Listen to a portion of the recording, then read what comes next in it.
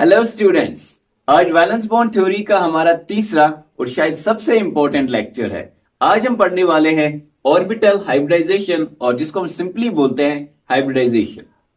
Valence bond theory के अभी तक के दो लेक्चर्स में हम पढ़ चुके हैं that during the formation of a covalent bond there is overlapping of atomic or hybrid orbitals, यानी कि कोवेलेंट बॉन्ड बनने के दौरान ऑर्बिटल्स का ओवरलैप होता है। ठीक है, चाहे वो एटॉमिक ऑर्बिटल्स हो या हाइब्रिड ऑर्बिटल्स हो। फिर हमने ये भी देखा कि जितना ज्यादा ओवरलैपिंग होगा, जितना एक्सटेंट ऑफ ओवरलैपिंग ज्यादा होगा, उतना ही बॉन्ड स्ट्रॉन्ग बनेगा, और जितना एक्सटेंट ऑफ ओवरलैप कम होगा उतना ही बॉन्ड वीक बनेगा। हम ये भी देख चुके हैं कि ओवरलैपिंग दो किस्म के होते हैं। One is the sidewise overlap or lateral overlap, जिससे पाई बॉन्ड्स बनते हैं, and one is the head on overlap, जिससे सिग्मा बॉन्ड्स बनते हैं।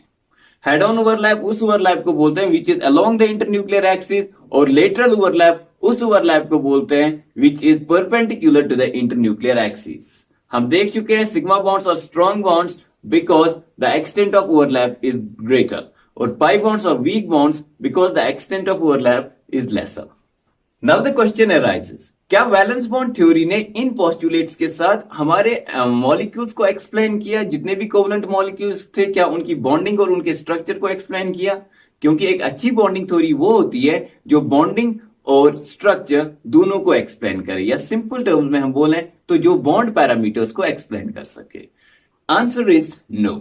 आपका वैलेंस बॉन्ड थ्योरी इतने पोस्टुलेट्स के साथ जितना हमने अभी तक पढ़ा है, जो हिटलर और लंदन ने दिए थे, उन पोस्टुलेट्स के साथ सिर्फ एक्सप्लेन कर पाया सिंपल डायटोमिक मॉलिक्यूल्स को। जैसे आपको पता है डायटोमिक मॉलिक्यूल सिंपल हाइड्रोजन हो गया, फ्लोरीन, Cl2 या ऑक्सीजन N2 एक्स्ट्रा। इन मॉलिक्यूल्स को वैलेंस बॉन्ड थ्योरी ने एक्सप्लेन किया।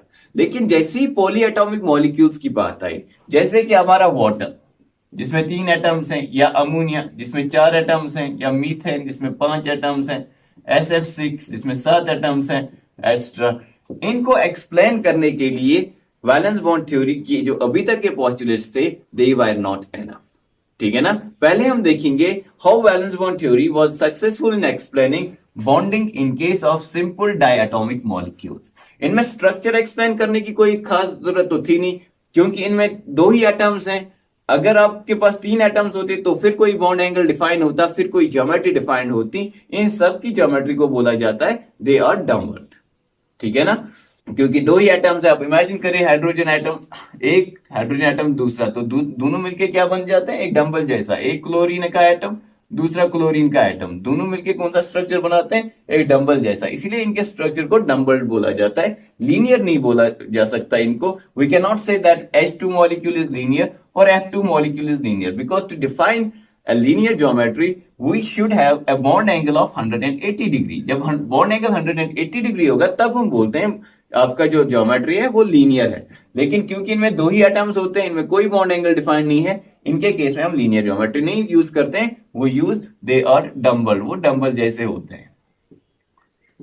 अब हम देखेंगे कि वैलेंस बॉन्ड थ्योरी ने सिंपल डायटोमिक मॉलिक्यूल्स को कैसे एक्सप्लेन किया। ठीक है, इनके केस में सिर्फ बॉन्डिंग को एक्सप्लेन करना था, उसको कैसे वैलेंस बॉन्ड थ्योरी ने एक्सप्लेन किया, और कैसे valence bond theory without the concept of orbital hybridisation failed miserably to explain bonding as well as geometry in case of polyatomic molecules. ठीक है ना। So let us start by explaining simple molecules. Consider the case of hydrogen molecule. Hydrogen molecule कब बना होगा?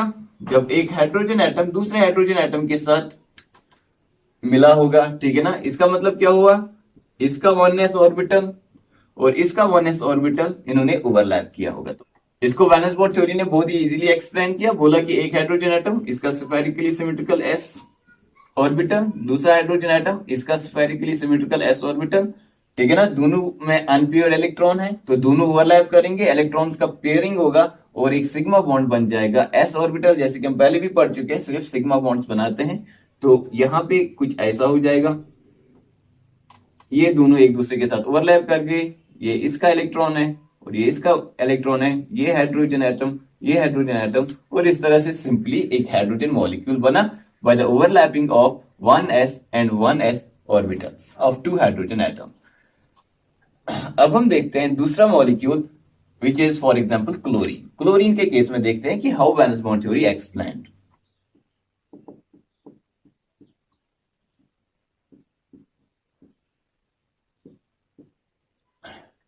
तो चलो देखते हैं क्लोरीन के केस में कब बना होगा क्लोरीन का मॉलिक्यूल, जब एक क्लोरीन का एटम दूसरे क्लोरीन एटम के साथ मिला होगा तब जाके क्लोरीन मॉलिक्यूल बना होगा। अब हम देखेंगे इसका क्या इलेक्ट्रॉनिक कॉन्फ़िगरेशन है, इसका क्या इलेक्ट्रॉनिक कॉन्फ़िगरेशन है, क्योंकि वैलेंस बॉन्ड थ्योरी बताती है कि आपका जो बॉन्ड बनता है ये एटॉमिक ऑर्बिटल्स के ओवरलैप से बनता है, और वो कौन से एटॉमिक ऑर्बिटल्स होते हैं, जो वैलेंस शेल में एटॉमिक ऑर्बिटल्स होते हैं, ठीक है ना। तो इसका जो वैलेंस इलेक्ट्रॉनिक कॉन्फ़िगरेशन है दैट इज 3s2 3p5, जिसको अगर हम इन द फॉर्म ऑफ बॉक्सेस बनाएंगे तो वो कुछ ऐसा होगा 3s2, और क्योंकि p सब शेल में 3 ऑर्बिटल्स होते हैं तो हम ऐसे बनाएंगे 1 2 3 4 और 5। This is 3s, this is 3pz, 3py and 3px। तो अब इसमें कितने अनपेयर्ड इलेक्ट्रॉन्स हैं, एक अनपेयर्ड इलेक्ट्रॉन है, ठीक है ना। दूसरे वाले क्लोरीन में भी क्या होगा, यही कंडीशन होगा, उसमें भी एक अनपेयर्ड इलेक्ट्रॉन होगा। तो एक वाले क्लोरीन का 3px हम बनाते हैं, ये हो गया एक वाले क्लोरीन का 3px, इसमें एक इलेक्ट्रॉन है फॉर एग्जाम्पल यहां पे हमने ऐसे बना लिया। और ये दूसरे वाले क्लोरीन का 3px हो गया, उसमें भी एक इलेक्ट्रॉन है, दोनों एक दूसरे के नजदीक आएंगे chlorine atoms, overlapping of atomic orbitals हो जाएगा, और यहां पे आपका क्लोरीन के Cl2 मॉलिक्यूल में एक सिग्मा बॉन्ड बन जाएगा।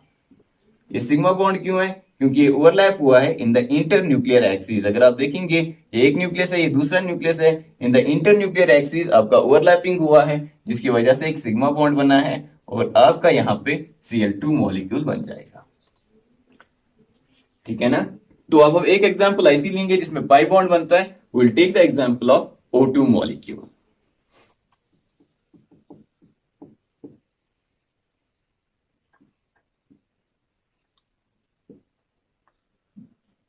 अब ये O2 मॉलिक्यूल कब बना होगा, जब दो ऑक्सीजन एटम्स एक दूसरे के नजदीक आए होंगे और उन्होंने ओवरलैप किया होगा।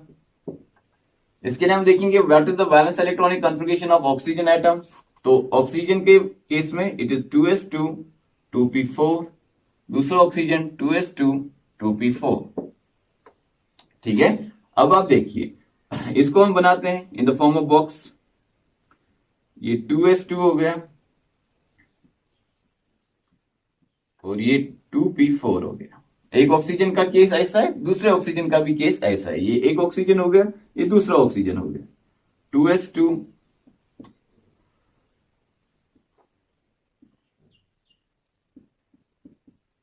ठीक है। For example this is 2s, this is 2py, 2px, 2pz, 2x, 2py, 2px, 2pz। तो ये हो गया आपके दो ऑक्सीजन के केस। और ये बात हमेशा आप याद रखिए कि जितने अनपेयर्ड इलेक्ट्रॉन्स होंगे उतने बॉन्ड्स बन जाएंगे, ठीक है ना। तो यहां पे हम क्या करेंगे, ओब्वियसली हम देख रहे हैं कि आपके पास जो ऑक्सीजन एटम्स हैं दोनों के पास 6 इलेक्ट्रॉन्स हैं, दोनों को दो दो इलेक्ट्रॉन्स की जरूरत है, और इसीलिए यहां पे एक डबल बॉन्ड बनेगा, ठीक है ना। तो हम देख रहे हैं कि 2px के साथ ओवरलैप करेगा और 2pz के साथ ओवरलैप करेगा। चलो इसको बनाते हैं। ये फॉर एग्जाम्पल एक ऑक्सीजन एटम का न्यूक्लियस है, ये इसका हमने 2pz बना लिया, और ये इसका हमने 2px बना लिया। हम एक्सिस को भी डिफाइन कर सकते हैं, this is for example x axis and this is Z axis. यहां पे हम 2s और 2py को इग्नोर कर रहे हैं टू मेक थिंग्स इजी, क्योंकि दोनों के पास पेयर्ड इलेक्ट्रॉन्स हैं, दोनों जो है ओवरलैपिंग में हिस्सा नहीं लेंगे। अब हमारे पास यहां पे 2pz में एक इलेक्ट्रॉन है और 2px के केस में एक इलेक्ट्रॉन है। दूसरे ऑक्सीजन का केस भी बिल्कुल ऐसा ही होगा। तो दूसरा ऑक्सीजन का एटम अपने ऑर्बिटल्स के साथ इसके नजदीक आएगा और ओवरलैप करेगा। ये उसका 2px हो गया और ये उसका 2pz हो गया। इन दोनों का केस कैसा होगा, ये साइड वाइज ओवरलैप करेंगे। साइड वाइज ओवरलैप करेंगे तो क्या बनाएंगे, एक पाई बॉन्ड बनाएंगे। तो हम देख रहे हैं यहाँ पे इंटर न्यूक्लियर एक्सिस में भी एक ओवरलैप हो रहा है फॉर्मिंग ए सिग्मा बॉन्ड, और perpendicular to the internuclear axis भी ओवरलैप हो रहा है फॉर्मिंग ए पाई बॉन्ड, ठीक है ना। तो इस तरह से आपका O डबल बॉन्ड O बन जाता है with 1 sigma bond and 1 pi bond. इस तरह से हम देख सकते हैं कि सिंपल डायटोमिक मॉलिक्यूल्स के केस में valence bond theory was working very well. ठीक है ना, वैलेंस बॉन्ड थ्योरी ने सिंपल डायटोमिक मॉलिक्यूल्स की बॉन्डिंग को बहुत अच्छे से एक्सप्लेन किया। काफी सारे पॉलीएटॉमिक मॉलिक्यूल्स की बॉन्डिंग को भी आपके वैलेंस बॉन्ड थ्योरी ने एक्सप्लेन किया। But what was the actual problem with valence bond theory? It was not explaining structures. ये ज्योमेट्रीज को बिल्कुल भी एक्सप्लेन नहीं कर पा रहा था until it introduced the concept of hybridization। तो वैलेंस बॉन्ड थ्योरी जो इसका इनिशियल शेप था, जो इसके इनिशियल पोस्टुलेट्स थे, उनके बेसिस पे it could not explain the geometries of polyatomic molecules. चलो देखते हैं कैसे। Late us start with a very simple polyatomic molecule which is water. तो हम वाटर से स्टार्ट करने वाले हैं। H2O, a molecule with only 3 atoms। और इस पे हम वैलेंस बॉन्ड थ्योरी को अप्लाई करने की कोशिश करेंगे।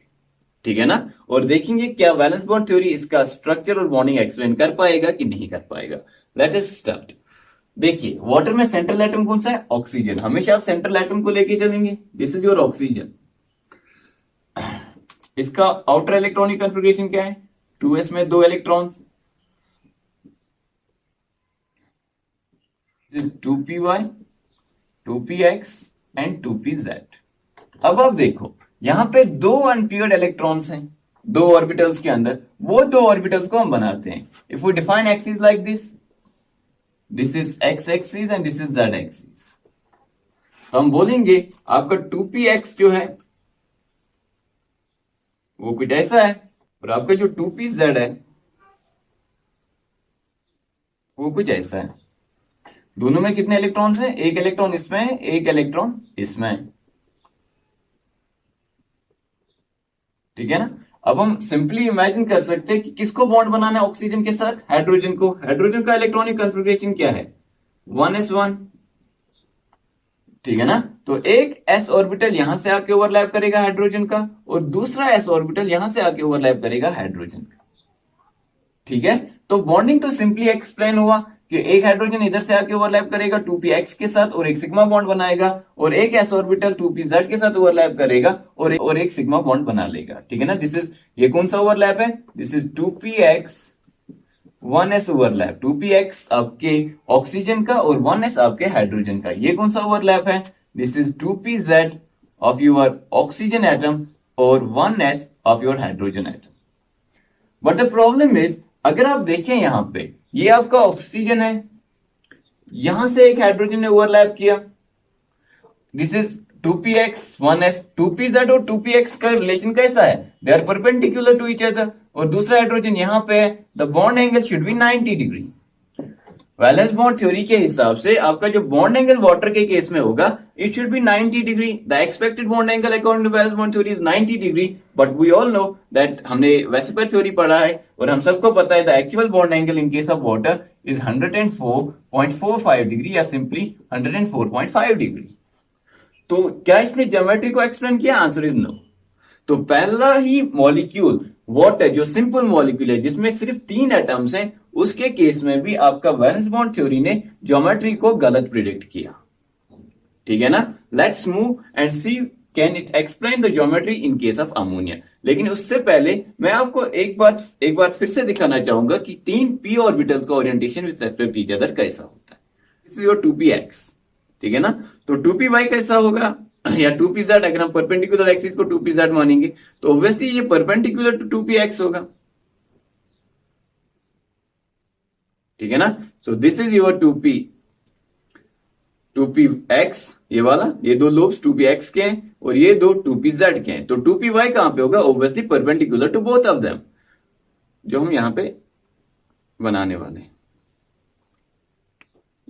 ये देखिए, ये आपका p सबशेल हो गया। ठीक है ना, जिसमें 2px 2py और 2pz mutually perpendicular to each other है। इन केस ऑफ वाटर क्या हो रहा था?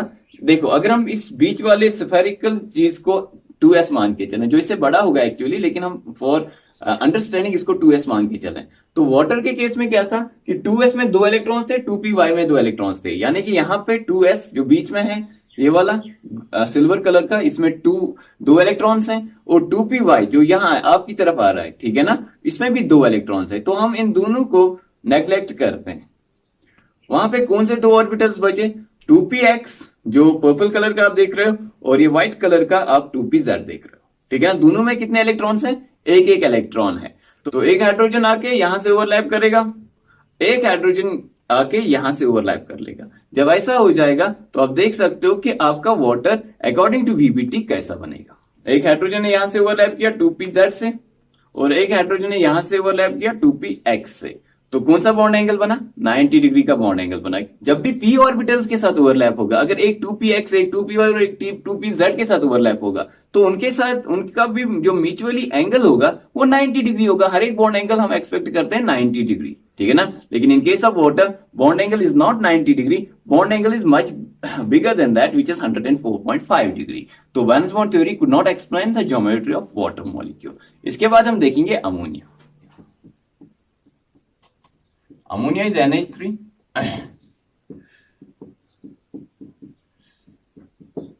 ये हमने आर्बिट्ररीली बनाया, ये कोई सीरियसली नहीं लेना आप इस स्ट्रक्चर को।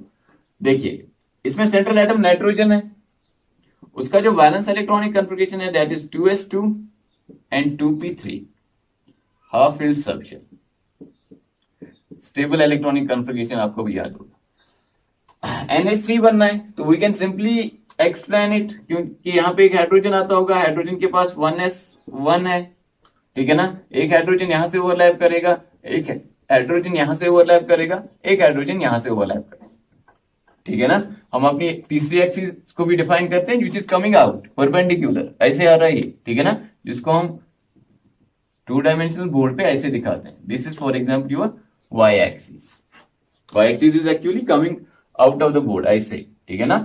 ये एक्स एक्सिस है, ये जेड एक्सिस है, और वाई एक्सिस जो है वो आपकी तरफ आ रहा है और आपसे दूर जा रहा है, समझ रहे हो? ओके, तो अब हम देखेंगे क्या ज्योमेट्री को एक्सप्लेन कर पाया आपका वैलेंस बॉन्ड थ्योरी। तो वैलेंस बॉन्ड थ्योरी ने क्या एक्सप्लेन किया? बोला कि एक अमोनिया मॉलिक्यूल के अंदर नाइट्रोजन के पास 3 जो है हाफ फील्ड ऑर्बिटल्स हैं, ठीक है ना। उन 3 हाफ फील्ड ऑर्बिटल्स के साथ 3 हाइड्रोजन एटम्स के जो है 1s ऑर्बिटल्स ओवरलैप कर लेंगे, ठीक है ना। अगर ऐसा हुआ तो क्या स्ट्रक्चर बनेगा, लेट अस सी, ठीक है ना। इसको हम पहले मॉडल पे देखते हैं। देखिए, ये आपका फॉर एग्जांपल 2s है, जो इससे बड़ा होगा एक्चुअली, ठीक है ना। ये आपने बनाया 2p-Z, जिसमें एक इलेक्ट्रॉन है, ठीक है ना, 2p-X, 2p-Y, 2p-Z। ये आपने बनाया 2p-X, इसमें भी एक इलेक्ट्रॉन है, ठीक है ना। और ये आप बना रहे हो 2p-Y, और इसमें भी एक इलेक्ट्रॉन है। तो आपके पास कितने हाफ फील्ड ऑर्बिटल्स हैं इन केस ऑफ नाइट्रोजन? 3 है, और 3 ओवरलैप्स होंगे। एक हाइड्रोजन आके इधर से ओवरलैप करेगा, एक हाइड्रोजन आके यहां से ओवरलैप करेगा, एक हाइड्रोजन आके यहां से ओवरलैप करेगा। तो आप देख सकते हो कि एक हाइड्रोजन यहां पे होगा, एक हाइड्रोजन यहां पे होगा, एक हाइड्रोजन यहां पे होगा। तो बॉन्ड एंगल्स इनके केस में कितने होंगे? Obviously they will be 90 degree according to valence bond theory, ठीक है ना। वैलेंस बॉन्ड थ्योरी के हिसाब से इनका बॉन्ड एंगल कितना होना चाहिए? 90 डिग्री। चलो इसको देखते हैं। एक हाइड्रोजन यहां से लाते हैं, एक हाइड्रोजन यहां से लाते हैं, एक हाइड्रोजन यहां से लाते हैं। ये देखिए, ये हमने किया perpendicular to each other, 3 hydrogen atoms लाए। कितना बॉन्ड एंगल है? 90 डिग्री। कितना बॉन्ड एंगल है? 90 डिग्री। इनका बॉन्ड एंगल कितना है? 90 degree. So all bond angles here are 90 degree. But actually हम देख चुके हैं इन योर वेसिपर थ्योरी कि हर एक bond angle in case of ammonia H and H bonds जो हैं वो सब के सब 107 डिग्री हैं। तो वैलेंस बॉन्ड थ्योरी प्रिडिक्ट कर रहा है 90 डिग्री, लेकिन एक्चुअल में कितना आ रहा है? 107 डिग्री। तो again valence bond theory is miserably Fehling in explaining the geometry of ammonia molecule. Although it can explain bonding. Bonding इसने एक्सप्लेन किया कि 3 p ऑर्बिटल जो है 2p2, 2px, 2py और 2pz, वो 1s और 1s 3 हाइड्रोजन के साथ ओवरलैप करेंगे और 3 बॉन्ड्स बनाएंगे, 3 सिग्मा बॉन्ड्स बनाएंगे, जो बनते हैं 3 इक्वली स्ट्रॉन्ग सिग्मा बॉन्ड्स बनते हैं। लेकिन उनका ज्योमेट्री उसने प्रिडिक्ट किया 90 डिग्री, लेकिन एक्चुअल में ज्योमेट्री है 107 डिग्री, ठीक है ना। अब हम वो एग्जाम्पल लेंगे जहां से एक्चुअल में प्रॉब्लम स्टार्ट हुआ, जिसमें valence bond theory miserably fail हुआ, और जिसको एक्सप्लेन करने के लिए फिर साइंस ने सबसे पहले आपका ऑर्बिटल हाइब्रिडाइजेशन का कॉन्सेप्ट इंट्रोड्यूस किया, and that was methane molecule. Late us see what is the scenario in methane. देखिए, मीथेन का जो मॉलिक्यूलर फॉर्मूला है वो CH4, इसमें जो सेंट्रल एटम है वो है कार्बन। इसका जो वैलेंस इलेक्ट्रॉनिक कन्फिगरेशन है ग्राउंड स्टेट के अंदर वो क्या है? 2s2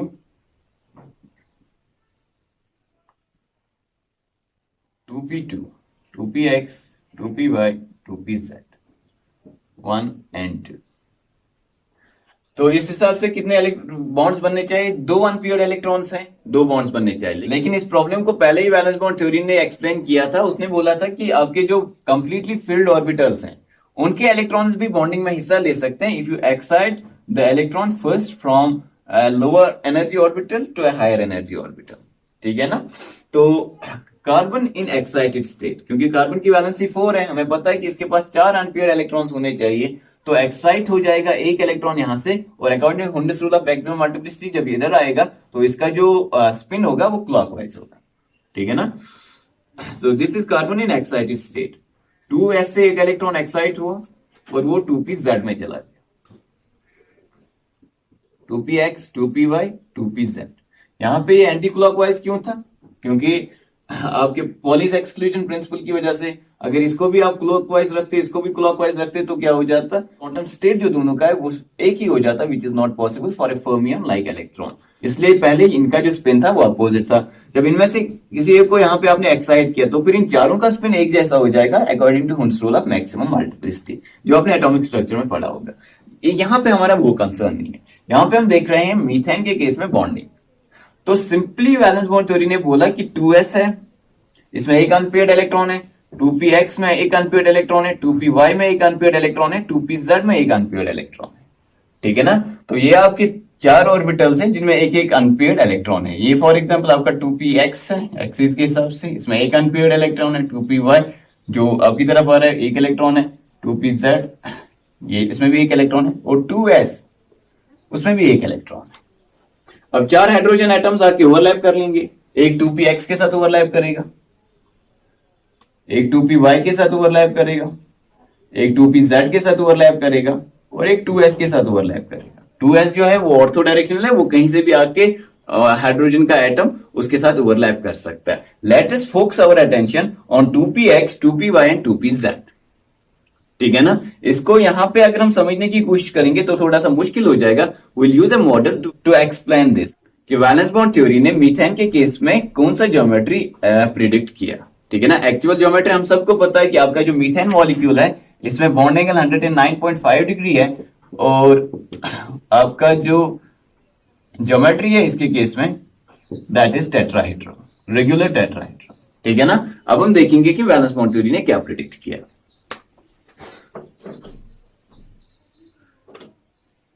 देखिए यहां पे आप देख सकते हैं कि एक हाइड्रोजन आके 2px के साथ ओवरलैप किया है, एक ने 2pz के साथ ओवरलैप किया है, और एक ने 2py के साथ ओवरलैप किया है। और एक हाइड्रोजन एटम है, ये जो 2s है बीच में, ये स्फेरिकल है। आपका दूसरा हाइड्रोजन जो है 1s उसका, वो भी स्फेरिकल है। वो कहीं से, वो यहां से भी आ सकता है, यहां कहीं से भी आ सकता है। तो फॉर एग्जाम्पल वो यहां से आया और इसने यहां से ओवरलैप किया।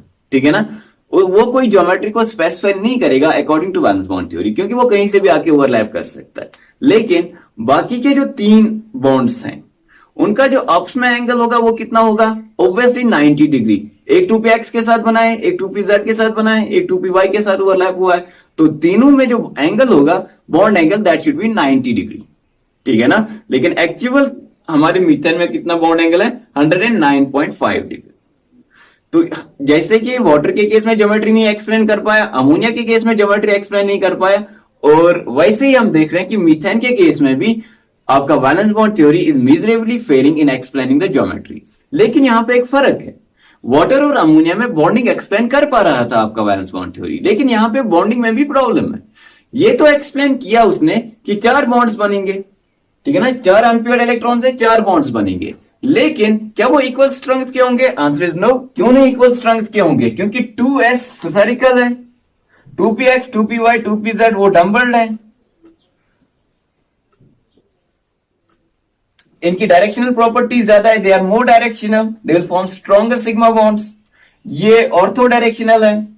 ठीक है ना? इसके ओवरलैपिंग में जो इलेक्ट्रॉन डेंसिटी होगा वो ज्यादा नहीं होगा। तो यहां पे जो 2s और 1s का बॉन्ड होगा, it is expected to be a weaker bond,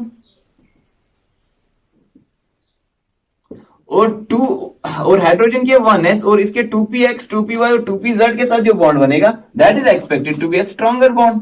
ये एक स्ट्रॉन्गर बॉन्ड होगा। This will be a stronger bond, this will be a stronger bond. ठीक है ना? एक बार फिर से आप देखिए कि मैं क्या बोलना चाहता हूं आप लोगों को। हम अपने इनिशियल लेक्चर्स में पढ़ चुके हैं कि आपका जो एस ऑर्बिटल है वो स्फेरिकली सिमेट्रिकल है, और आपका जो पी ऑर्बिटल है वो डम्बल्ड है, और dumbbell has greater directionality than your spherically symmetrical. 2s और 1s का जो ओवरलैप होगा उसमें एक्सटेंट ऑफ ओवरलैप उतना ज्यादा नहीं होगा जितना 2px फॉर एग्जाम्पल और 1s के बीच में होगा। यहां पे एक्सटेंट ऑफ ओवरलैप ज्यादा होगा। इन सिंपल टर्म्स, जैसे कि हम पढ़ चुके हैं अपने अर्लियर लेक्चर में, कि जितना डायरेक्शनल प्रॉपर्टी ज्यादा होगा उतना बॉन्ड स्ट्रांग बनेगा। इसीलिए 2px, 2py और 2pz जब ये 1s के साथ ओवरलैप करेंगे तो ये तीन स्ट्रॉन्ग बॉन्ड्स बनाएंगे। तो हम एक्सपेक्ट कर रहे हैं this is a strong bond जो 2px के साथ बनाए, this is a strong bond जो 2pz के साथ बनाए, this is a strong bond जो 2py के साथ बना हुआ है। और जो 2s और 1s के ओवरलैप से बना है, जो कहीं से भी आ सकता है क्योंकि ऑर्थो डायरेक्शनल है इसका 2s, वो एक वीक बॉन्ड होगा। तो हम एक्सपेक्ट करते हैं कि आपके मीथेन के केस में 3 स्ट्रॉन्ग बॉन्ड्स होंगे और एक वीक बॉन्ड होगा। लेकिन जब आपने मीथेन को देखा तो उसके चारों बॉन्ड्स इक्वल स्ट्रेंथ के थे। All the bonds were of equal strength which could not be explained bye valence bond theory. Valence bond theory ने दो चीजें एक्सपेक्ट की थी, एक ये कि 3 स्ट्रॉन्ग बॉन्ड्स और एक वीक बॉन्ड होगा, और दूसरा ये कि बॉन्ड एंगल 90 डिग्री होगा। लेकिन एक्चुअल में चारों बॉन्ड इक्वल स्ट्रेंथ के थे, और एक्चुअल में जो 4 बॉन्ड्स थे उनके बीच में जो बॉन्ड एंगल था वो 109.5 डिग्री था। कोई रैंडम एंगल नहीं था और कोई 90 डिग्री का एंगल नहीं था। समझ रहे हो? तो अब हम देख रहे हैं कि आपका जो वैलेंस बॉन्ड थ्योरी है वो सिंपल छोटे छोटे जो पॉलीएटॉमिक मॉलिक्यूल्स है उनमें भी मिजरेबली फेल हो रहा है। सिर्फ ज्योमेट्री एक्सप्लेन करने में भी नहीं, कहीं कहीं पे बॉन्डिंग एक्सप्लेन करने में भी आपका वैलेंस बॉन्ड थ्योरी बहुत ही ज्यादा मुश्किल में आ रहा था। नाउ द क्वेश्चन इज, क्या हम वैलेंस बॉन्ड थ्योरी को डिस्कार्ड कर दें? Answer is no. जैसे हम पुराने मोबाइल फोन को डिस्कार्ड नहीं करते हैं, उसको अपडेट, उसका सॉफ्टवेयर क्या करते हैं, अपडेट करते हैं। एंड्रॉइड 8 से एंड्रॉइड 9, एंड्रॉइड 9 से एंड्रॉइड 10, ठीक है ना, to make it relevant to the present times. इसी तरह आपका जो वैलेंस बॉन्ड थ्योरी है, at this point when it was not able to explain structures at all, at this point Pauling came up with a massive upgrade of valence bond theory by introducing the concept of orbital hybridization. आपने valence bond theory को यहाँ पे discard नहीं किया, यहाँ पे valence bond theory का एक बहुत बड़ा अपग्रेड लिनस पॉलिंग ने इंट्रोड्यूस किया by the name of orbital hybridisation.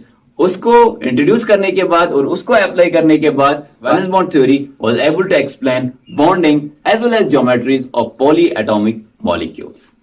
ठीक है ना? तो पॉलीएटॉमिक मॉलिक्यूल्स को एक्सप्लेन करने के लिए वैलेंस बॉन्ड थ्योरी ने एक कॉन्सेप्ट को इंट्रोड्यूस किया which goes by the name of orbital hybridization. So let us do orbital hybridization और सिंपली हाइब्रिडाइजेशन। कुछ टाइम के लिए हम वर्ड ऑर्बिटल को इग्नोर करते हैं और सिर्फ हाइब्रिडाइजेशन वर्ड पे फोकस करते हैं।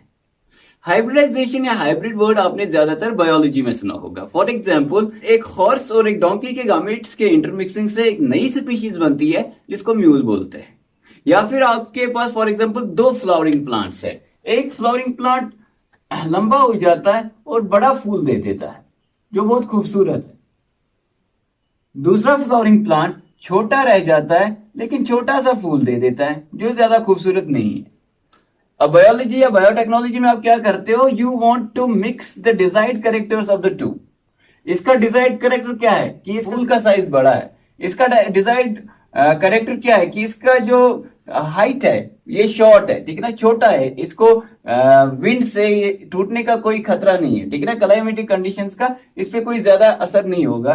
तो हम क्या चाहेंगे, हम चाहेंगे एक ऐसा फूल बनाए जो छोटा सा हो लेकिन इसका फूल जो है, प्लांट छोटा हो लेकिन इसका जो फूल है वो बड़ा हो, बहुत खूबसूरत हो।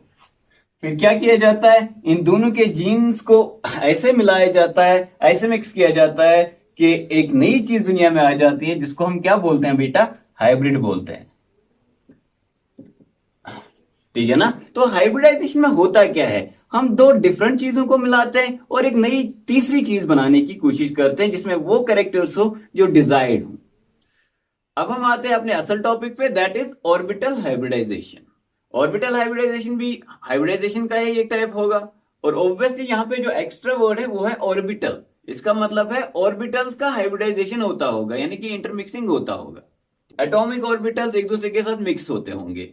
Obviously these must be different kinds of atomic orbitals, यानी कि एस का ऑर्बिटल पी के साथ मिक्स हो गया, या एस पी और डी के ऑर्बिटल्स मिक्स हो गए एक दूसरे के साथ, and they must be given some different kinds of orbitals, यानी कि वो ऑर्बिटल्स देंगे जिनको हम अब एटॉमिक ऑर्बिटल्स नहीं कहेंगे। दे must be different from your atomic orbitals, ठीक है ना। और उनमें कोई डिजायर्ड प्रॉपर्टी होगी जिसकी वजह से ये हाइब्रिडाइजेशन हुआ होगा। समझ रहे हो? So what is orbital hybridization, जिसको इन जनरल केमिस्ट्री में सिर्फ हाइब्रिडाइजेशन से भी समझा जा सकता है, ठीक है ना। Orbital hybridization is obviously intermixing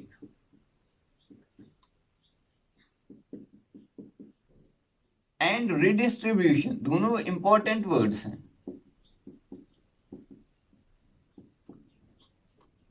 of atomic orbitals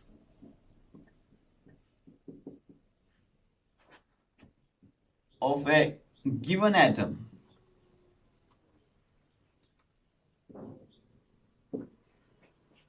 ठीक है ना। इंटरमिक्सिंग होगा ऑर्बिटल्स का, यानी कि ऑर्बिटल्स एक दूसरे के साथ मिक्स होंगे और फिर रिडिस्ट्रीब्यूट होंगे। रिडिस्ट्रीब्यूशन का क्या मतलब है, यानी कि अगर फॉर एग्जांपल आपके पास एक s ऑर्बिटल है और 3 p ऑर्बिटल्स हैं और इनका एक दूसरे के साथ इंटरमिक्सिंग हुआ, ठीक है ना। अगर हम इसको थोड़ा सा एनर्जी लेवल डायग्राम पे दिखाएं, एक s orbital for example this is 2s and this is 2p, इनका एक दूसरे के साथ इंटरमिक्सिंग हो गया, ठीक है ना। तो वहां पे रिडिस्ट्रीब्यूशन हो जाएगा। रिडिस्ट्रीब्यूशन का मतलब क्या है, s की कुछ एनर्जी है, p की कुछ एनर्जी है। अब जो हाइब्रिड ऑर्बिटल्स बनेंगे, फॉर एग्जांपल एक s ऑर्बिटल 3 p ऑर्बिटल्स के साथ मिलके हाइब्रिडाइजेशन कर रहे हैं, 2px 2py 2pz। तो यहां पे जो हाइब्रिड ऑर्बिटल्स बनेंगे उनकी शेप भी डिफरेंट होगी, एस से भी डिफरेंट होगी, पी से भी डिफरेंट होगी, और एनर्जी भी डिफरेंट होगी, 2s से भी डिफरेंट होगी, 2p से भी डिफरेंट होगी। और यहाँ पे कुछ हाइब्रिड ऑर्बिटल्स बनेंगे जिनका एक डिफरेंट शेप होगा। ऑब्वियसली ये डब्बा शेप नहीं है, ये तो हम सिर्फ ऑर्बिटल का एक रिप्रेजेंटेशन दिखाते हैं, इजी रिप्रेजेंटेशन। असली शेप 2s का स्फेरिकल है, इसका डम्बल्ड है, इसका एक और शेप होगा जो हम अभी डिस्कस करेंगे, ठीक है ना। तो ये रिडिस्ट्रीब्यूशन का मतलब क्या है, ये जो एटॉमिक ऑर्बिटल एक दूसरे के साथ मिक्स होते हैं, जो रिजल्टिंग ऑर्बिटल्स होते हैं उनको हाइब्रिड ऑर्बिटल्स बोलते हैं। उन हाइब्रिड ऑर्बिटल्स का एनर्जी भी एटॉमिक ऑर्बिटल से डिफरेंट होगा और शेप भी एटॉमिक ऑर्बिटल से डिफरेंट होगा, ठीक है ना। और ओरिएंटेशन इन स्पेस भी एटॉमिक ऑर्बिटल से डिफरेंट होगा, तो इस चीज को बोला जाता है रिडिस्ट्रीब्यूशन, ठीक है ना। अब आप कहेंगे ये इंटरमिक्सिंग का क्या मतलब हुआ, आप कैसे वर्ड यूज कर सकते हो इंटरमिक्सिंग फॉर ऑर्बिटल्स। तो आपको पता होगा कि orbital hybridization is a concept of valence bond theory, ये हम आपको पहले ही बता चुके हैं, ठीक है ना। वैलेंस बॉन्ड थ्योरी ने खुद को अपग्रेड किया है by introducing the concept of hybridization. तो वैलेंस बॉन्ड थ्योरी कैसा थ्योरी है, it's a quantum mechanical theory.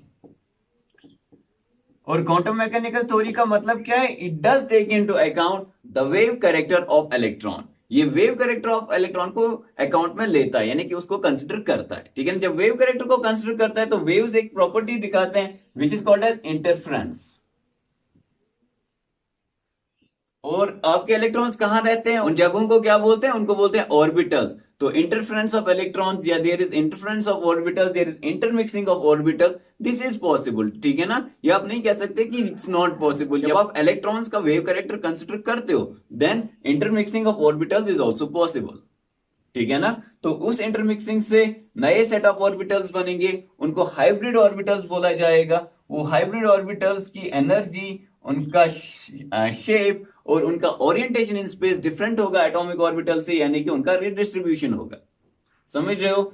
ये एटॉमिक ऑर्बिटल्स एक गिवन एटम के होंगे, ये नहीं कि एक कार्बन का और दूसरे कार्बन के एटॉमिक ऑर्बिटल्स एक दूसरे के साथ मिक्स हुए, नो। एक ही कार्बन के, एक ही फ्लोरीन एटम के, एक ही सल्फर एटम के, एक ही ऑक्सीजन एटम के ऑर्बिटल्स एक दूसरे के साथ मिक्स हो सकते हैं, ठीक है ना। तो ये एक गिवन एटम के ऑर्बिटल्स होते हैं जो एक दूसरे के साथ मिक्स होते हैं। और ये भी कि आपके जो एटॉमिक ऑर्बिटल्स होते हैं जो इंटरमिक्स होते हैं, जो रिडिस्ट्रीब्यूट होते हैं into hybrid orbitals, they must B of comparable energy. यानी कि आप सोच सकते हो कि 2s 2p के साथ मिक्स हो सकता है, लेकिन आप नहीं सोच सकते कि 2s 4p के साथ मिक्स होगा, क्योंकि इन दोनों में एनर्जी डिफरेंस जो है वो बहुत ज्यादा है। You can consider 3s, 3p, 3d. ये एक दूसरे के साथ मिक्स हो सकते हैं, they can undergo hybridization, but you cannot think of 3s 3p and 5od undergoing hybridization, क्योंकि 5od की एनर्जी 3s और 3p से काफी ज्यादा है, जिसकी वजह से इनका आपस में इंटरमिक्सिंग होना पॉसिबल नहीं है, ठीक है ना। So what is this orbital hybridization, अभी जब हम एग्जांपल्स करेंगे आप इसका बेहतर पिक्चर अपने दिमाग में ले सकते हो, लेकिन अभी इंट्रोडक्टरी लेवल पे हम क्या बोल रहे हैं कि ये इंटरमिक्सिंग है एटॉमिक ऑर्बिटल्स का, एक गिवन एटम के ऑर्बिटल्स एक दूसरे के साथ मिक्स हो जाते हैं, ठीक है ना, और रिडिस्ट्रीब्यूट हो जाते हैं और बनाते हैं नए सेट ऑफ ऑर्बिटल्स, ठीक है ना। अब यहाँ पे लिख सकते हो intermixing and redistribution atomic orbitals of a given atom to give new set of orbitals. इन नए सेट ऑफ ऑर्बिटल्स को क्या नाम दिया जाता है, they are called as hybrid orbitals, ठीक है ना। Now the question is what is special with hybrid orbitals, क्यों एक एटॉम के ऑर्बिटल्स जो हैं वो हाइब्रिडाइजेशन करेंगे। Now the question arises why hybridization takes place, ठीक है ना। कुछ तो खास होगा हाइब्रिड ऑर्बिटल्स में जो एटॉमिक ऑर्बिटल्स में उस लेवल का नहीं होगा, जिसकी वजह से एक एटम के जो ऑर्बिटल्स हैं वो हाइब्रिडाइज हुए। जब पूछा गया पॉलिंग से, ठीक है ना, ये ऑर्बिटल हाइब्रिडाइजेशन जो है it's a concept given by Linus Pauling, ठीक है ना। ये जो अपग्रेड है आपके वैलेंस बॉन्ड थ्योरी में, ये किसने इंट्रोड्यूस किया, ये लिनस पॉलिंग ने इंट्रोड्यूस किया। It was a massive upgrade, जिसकी वजह से अब आपका वैलेंस बॉन्ड थ्योरी स्ट्रक्चर्स को भी एक्सप्लेन करेगा और बॉन्डिंग को भी एक्सप्लेन करेगा आपके पॉली एटॉमिक मॉलिक्यूल्स की। तो जब इनसे पूछा गया कि what is the motivation for atomic orbitals to undergo hybridization, क्यों करेगा एटॉमिक ऑर्बिटल्स जो है वो क्यों करेंगे हाइब्रिडाइजेशन, तो उसका आंसर उन्होंने बताया बिकॉज आपके जो हाइब्रिड ऑर्बिटल्स होंगे, ठीक है ना, they will form more stable and stronger bonds, ठीक है ना। तो क्या बोला, they will form more stable और in other words stronger bonds. तो इनसे पूछा गया कैसे, क्यों ये बनाएंगे ज्यादा strong bonds than your atomic orbitals. उन्होंने बोला because they have a higher directionality, ठीक है ना। जब ये ओवरलैप करेंगे तो एक मैसिव इलेक्ट्रॉन डेंसिटी आएगा आपके दो न्यूक्लियस के बीच में, ठीक है ना। यानी कि आपके एटॉमिक ऑर्बिटल्स बॉन्डिंग से पहले वो हाइब्रिडाइजेशन करेंगे, हाइब्रिडाइजेशन के बाद हाइब्रिड ऑर्बिटल्स एक दूसरे के साथ ओवरलैप करेंगे और उस टाइम पे बहुत ज्यादा इलेक्ट्रॉन डेंसिटी दो न्यूक्लियस के बीच में आ जाएगी, जिसकी वजह से बॉन्ड स्ट्रॉन्गर बनेगा, ठीक है ना। So because of higher directionality of your hybrid orbitals, they'll form more stable and stronger bonds, and because of the formation of more stable or stronger bonds, your atomic orbitals will undergo hybridization, ठीक है।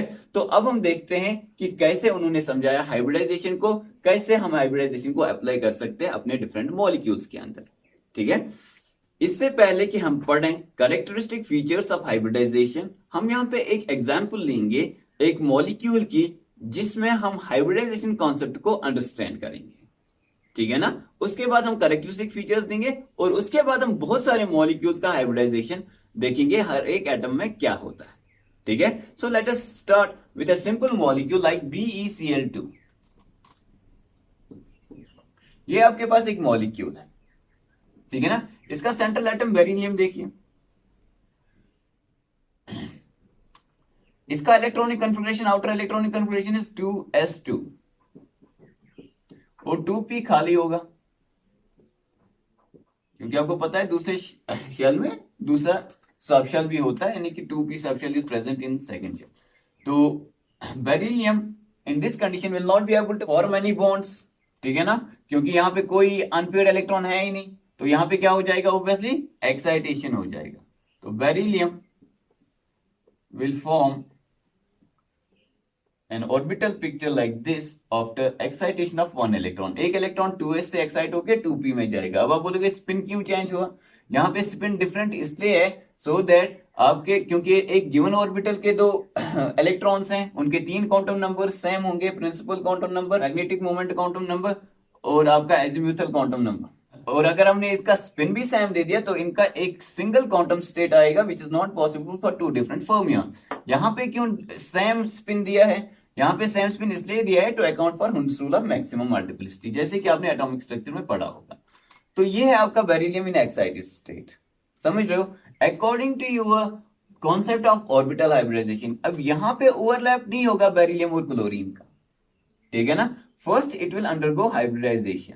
ये एक s और एक p orbital जो यहाँ पे दे will undergo hybridisation. आप कैसे गैस करोगे कि कितना क्या हाइब्रिडाइजेशन होगा, वो हम अभी पढ़ने वाले हैं। अभी आप देखिए कि क्या कॉन्सेप्ट है। तो कॉन्सेप्ट है कि बेरिलियम पहले क्या करेगा, हाइब्रिडाइजेशन करेगा। This is beryllium in excited state, this is beryllium in ground state and this is beryllium in hybridized state. तो हाइब्रिडाइजेशन के बाद देखो दो ऑर्बिटल्स एक दूसरे के साथ मिक्स होंगे तो दो हाइब्रिड ऑर्बिटल्स बनेंगे, ठीक है ना।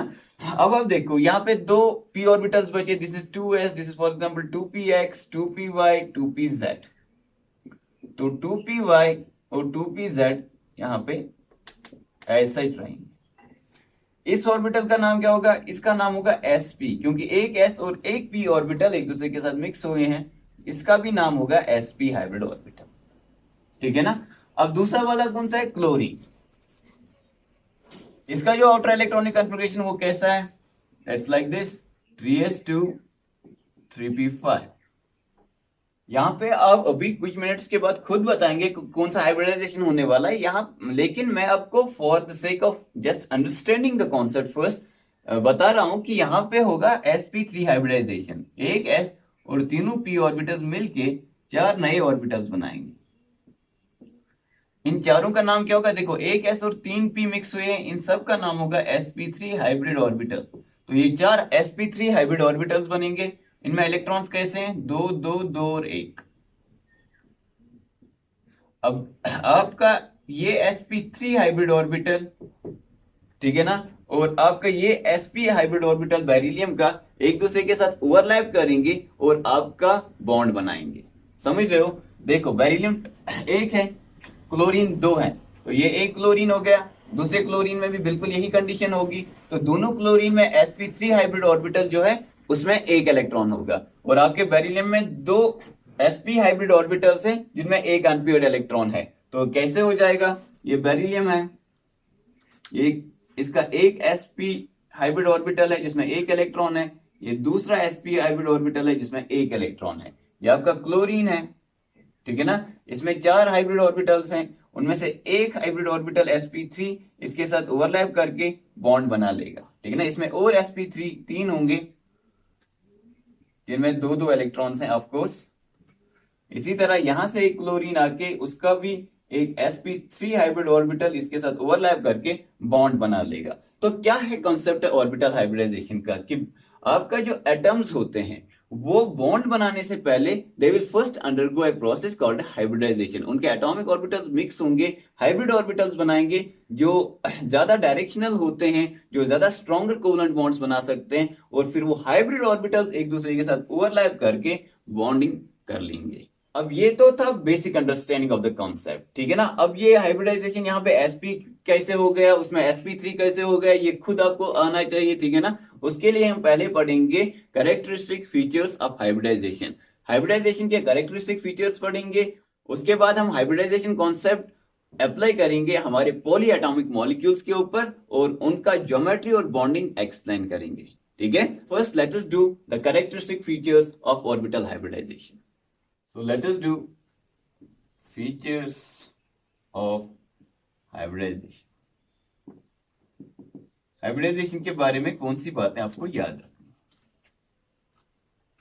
पहली बात, हाइब्रिडाइजेशन का कोई एक्सपेरिमेंटल प्रूफ नहीं है, यानी कि किसी भी टेक्निक से हाइब्रिडाइजेशन डिटेक्ट नहीं हुआ है, ठीक है ना। यानी कि जैसे कि शेप होता है, एक्सपेरिमेंटली देखा गया आपका जो मीथेन है उसमें बॉन्ड एंगल 109.5 डिग्री है, कार्बन डाइऑक्साइड में 180 डिग्री है, तो बोला क्या कार्बन डाइऑक्साइड लीनियर है और आपका मीथेन मॉलिक्यूल जो है वो टेट्राहेड्रल है। तो वो एक्सपेरिमेंटल कॉन्सेप्ट है, ठीक है ना। आपका ज्योमेट्री या शेप जो होता है वो एक्सपेरिमेंटली डिटेक्ट होता है, लेकिन हाइब्रिडाइजेशन जो है हाइब्रिड ऑर्बिटल एक्सपेरिमेंटली डिटेक्ट नहीं होते। इसका मतलब क्या हुआ, इसका मतलब ये हुआ कि hybridization is a hypothetical concept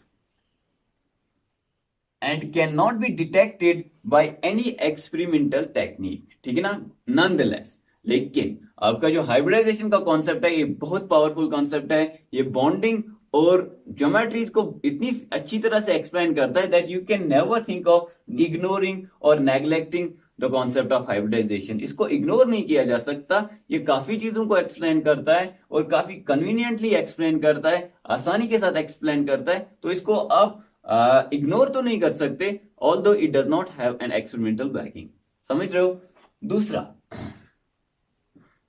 कौन सा एटॉमिक ऑर्बिटल हाइब्रिडाइजेशन दिखा सकता है? कोई भी एटॉमिक ऑर्बिटल, चाहे देखो आपके ऑर्बिटल की तीन कंडीशंस हैं, या तो ऑर्बिटल खाली होगा, या तो ऑर्बिटल हाफ फिल्ड होगा विथ वन अनपेयर्ड इलेक्ट्रॉन, या तो ऑर्बिटल कंप्लीटली फिल्ड होगा with two electrons that are paired. क्या ये हाइब्रिडाइजेशन में हिस्सा ले सकता है? Answer is yes. क्या ये हाइब्रिडाइजेशन में हिस्सा ले सकता है? Answer is yes. क्या ये हाइब्रिडाइजेशन में हिस्सा ले सकता है? Answer is yes.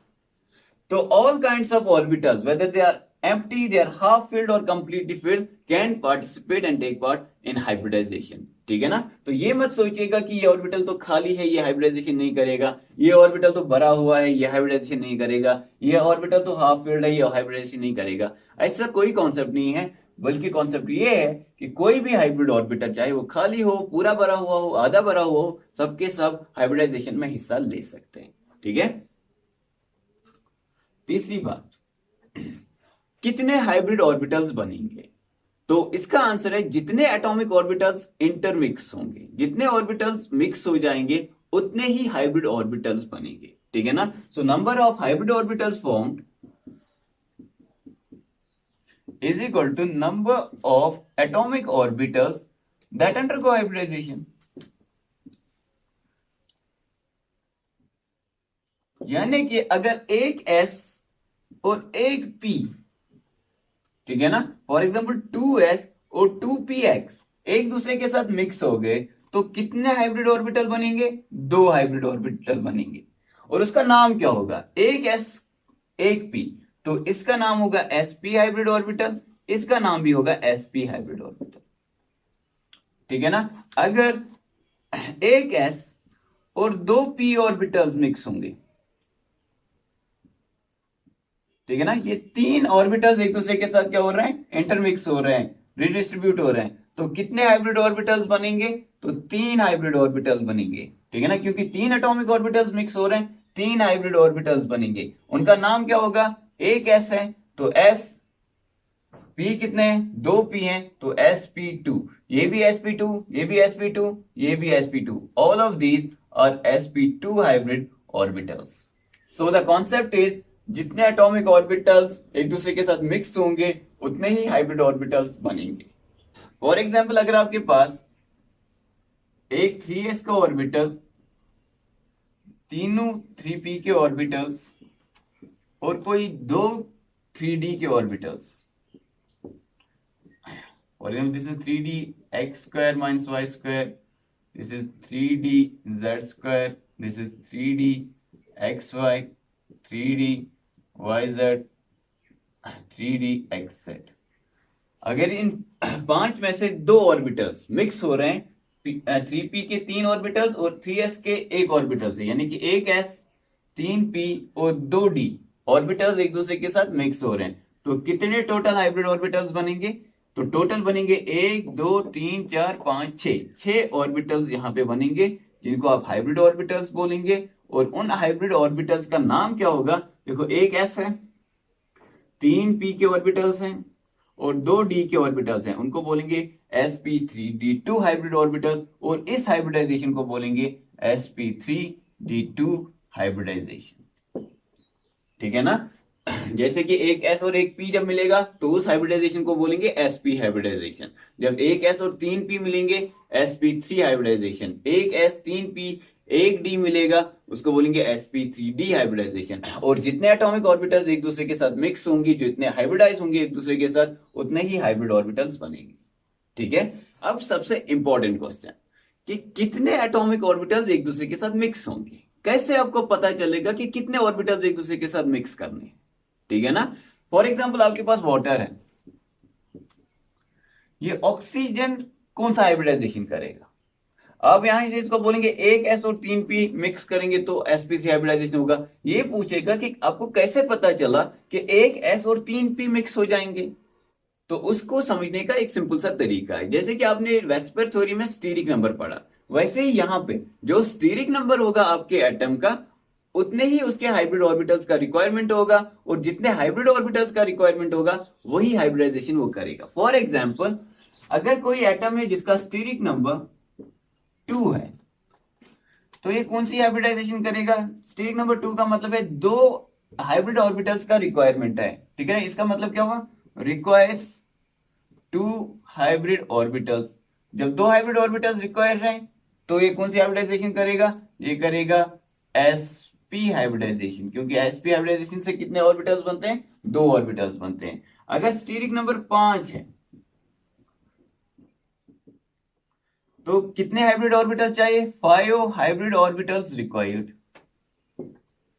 तो कौन सी हाइब्रिडाइजेशन करेगा? s का 1, p के 3 और d का 1, sp3 हाइब्रिडाइजेशन हो जाएगा। समझ रहे हो? तो हाइब्रिडाइजेशन कौन सा होगा ये डिपेंड करता है स्टीरिक नंबर पे, ठीक है ना। और एक खास बात, अगर आपका सराउंडिंग एटम हाइड्रोजन नहीं है, ठीक है ना, आपके सराउंडिंग एटम में लोन पेयर ऑफ एटम्स हैं, ठीक है ना, तो आपका सराउंडिंग एटम जो है वो भी हाइब्रिडाइजेशन करता है। सो हाइब्रिडाइजेशन ज्योमेट्री की तरह नहीं है जो आप डिफाइन करते हो, जो शेप ऑफ द मॉलिक्यूल है वो आप डिफाइन करते हो अराउंड सेंट्रल एटम। आपका हाइब्रिडाइजेशन सेंट्रल एटम का भी होगा, और अगर हाइड्रोजन नहीं है आपका सराउंडिंग एटम कोई और है, तो फिर आपका जो दूसरा एटम है उसका भी आप हाइब्रिडाइजेशन कंसिडर करते हो। तो ब्रीफली इसको यहां पे देखते हैं, उसके बाद जब हम एग्जांपल्स करेंगे वहां पे आप अच्छी तरह से उसको देख लोगे। फॉर एग्जांपल वाटर का ही केस लेते हैं या अमोनिया का केस लेते हैं। ये अमोनिया है, इसमें नाइट्रोजन को आप देखिए कि नाइट्रोजन का स्टीरिक नंबर क्या है? Steric number is number of surrounding atoms plus number of lone pairs, या number of sigma bonds plus number of lone pairs, that's called as steric number. तो नाइट्रोजन का स्टीरिक नंबर क्या है? Steric number 4 है। तो कितना hybrid orbital का requirement है? 4 हाइब्रिड ऑर्बिटल्स का रिक्वायरमेंट है। तो कौन सा हाइब्रिडाइजेशन होगा आपके नाइट्रोजन का? sp3। sf6 देखिए, स्टीरिक नंबर सल्फर का क्या है? 6 है, ठीक है ना, इसको डिटेल में आगे पढ़ेंगे हम। तो जब स्टीरिक नंबर 6 है तो कितने हाइब्रिड ऑर्बिटल्स चाहिए? 6 हाइब्रिड ऑर्बिटल्स चाहिए। तो कौन सा हाइब्रिडाइजेशन होगा? sp3d2। इसको हम यहीं पे रखते हैं, इसको हम एग्जांपल्स में डिटेल में अच्छे से सीखेंगे। ये जो हाइब्रिड ऑर्बिटल्स बनते हैं इनका शेप और एनर्जी इक्विवेलेंट होता है, ठीक है ना। यानी कि sp2 हाइब्रिडाइजेशन अगर हुआ तो 3 हाइब्रिड ऑर्बिटल्स बने, उनका शेप ऑलमोस्ट एक जैसा होगा और एनर्जी भी एक ही जैसी होगी, ठीक है ना। तो they are of equivalent shape and energy.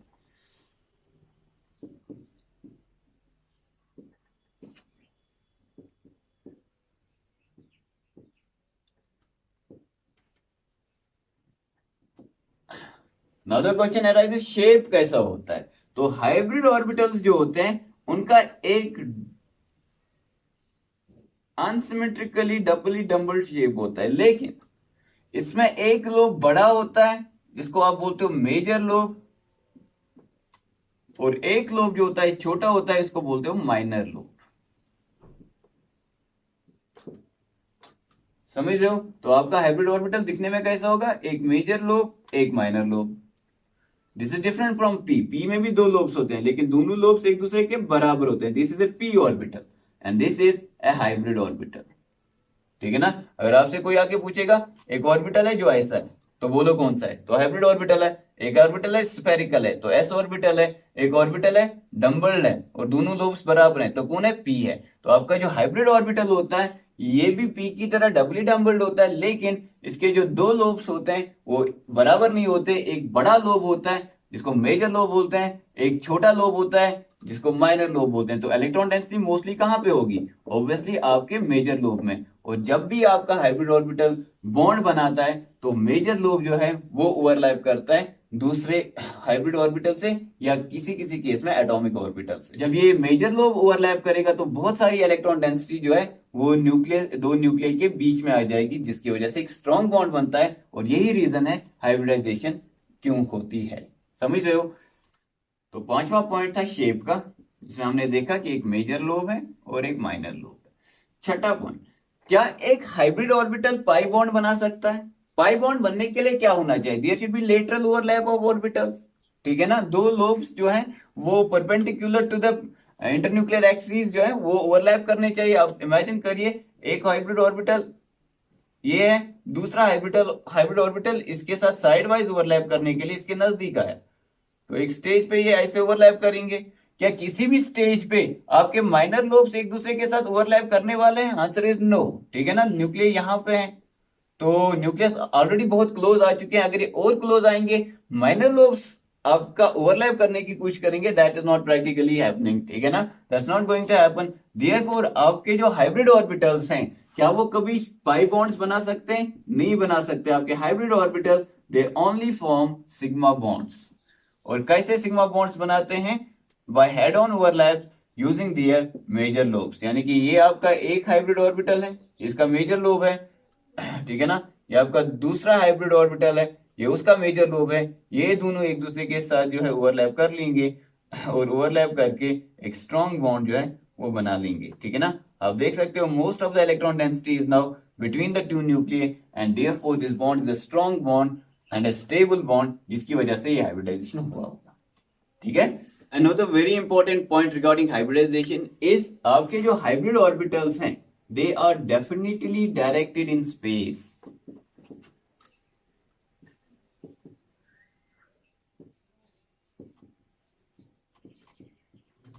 आपके हाइब्रिड ऑर्बिटल्स का एक डेफिनेट डायरेक्शन होता है स्पेस में, ये नहीं कि दे आर रैंडमली डायरेक्टेड।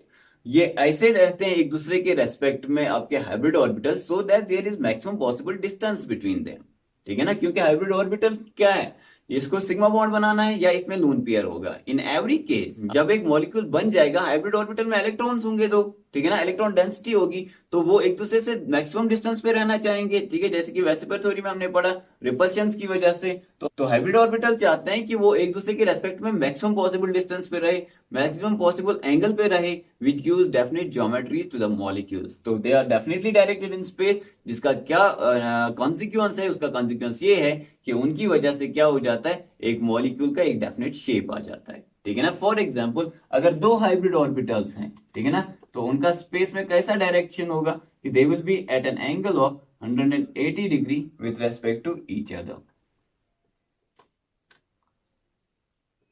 ठीक है ना। दो sp हाइब्रिडाइजेशन हुआ तो एक sp और दूसरा sp हाइब्रिड ऑर्बिटल एक दूसरे के रेस्पेक्ट में कैसा होगा, एट एन एंगल ऑफ 180।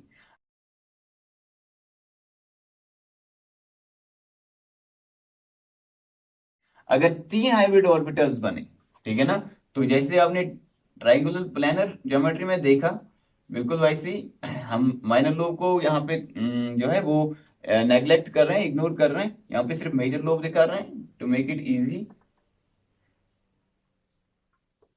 तो ये तीन हाइब्रिड ऑर्बिटल्स हैं। ये कौन से हाइब्रिड ऑर्बिटल्स हैं? यहाँ पे एक माइनर लोब भी होगा जो हम नहीं दिखा रहे हैं, ठीक है ना, for the sake of convenience and for making ease.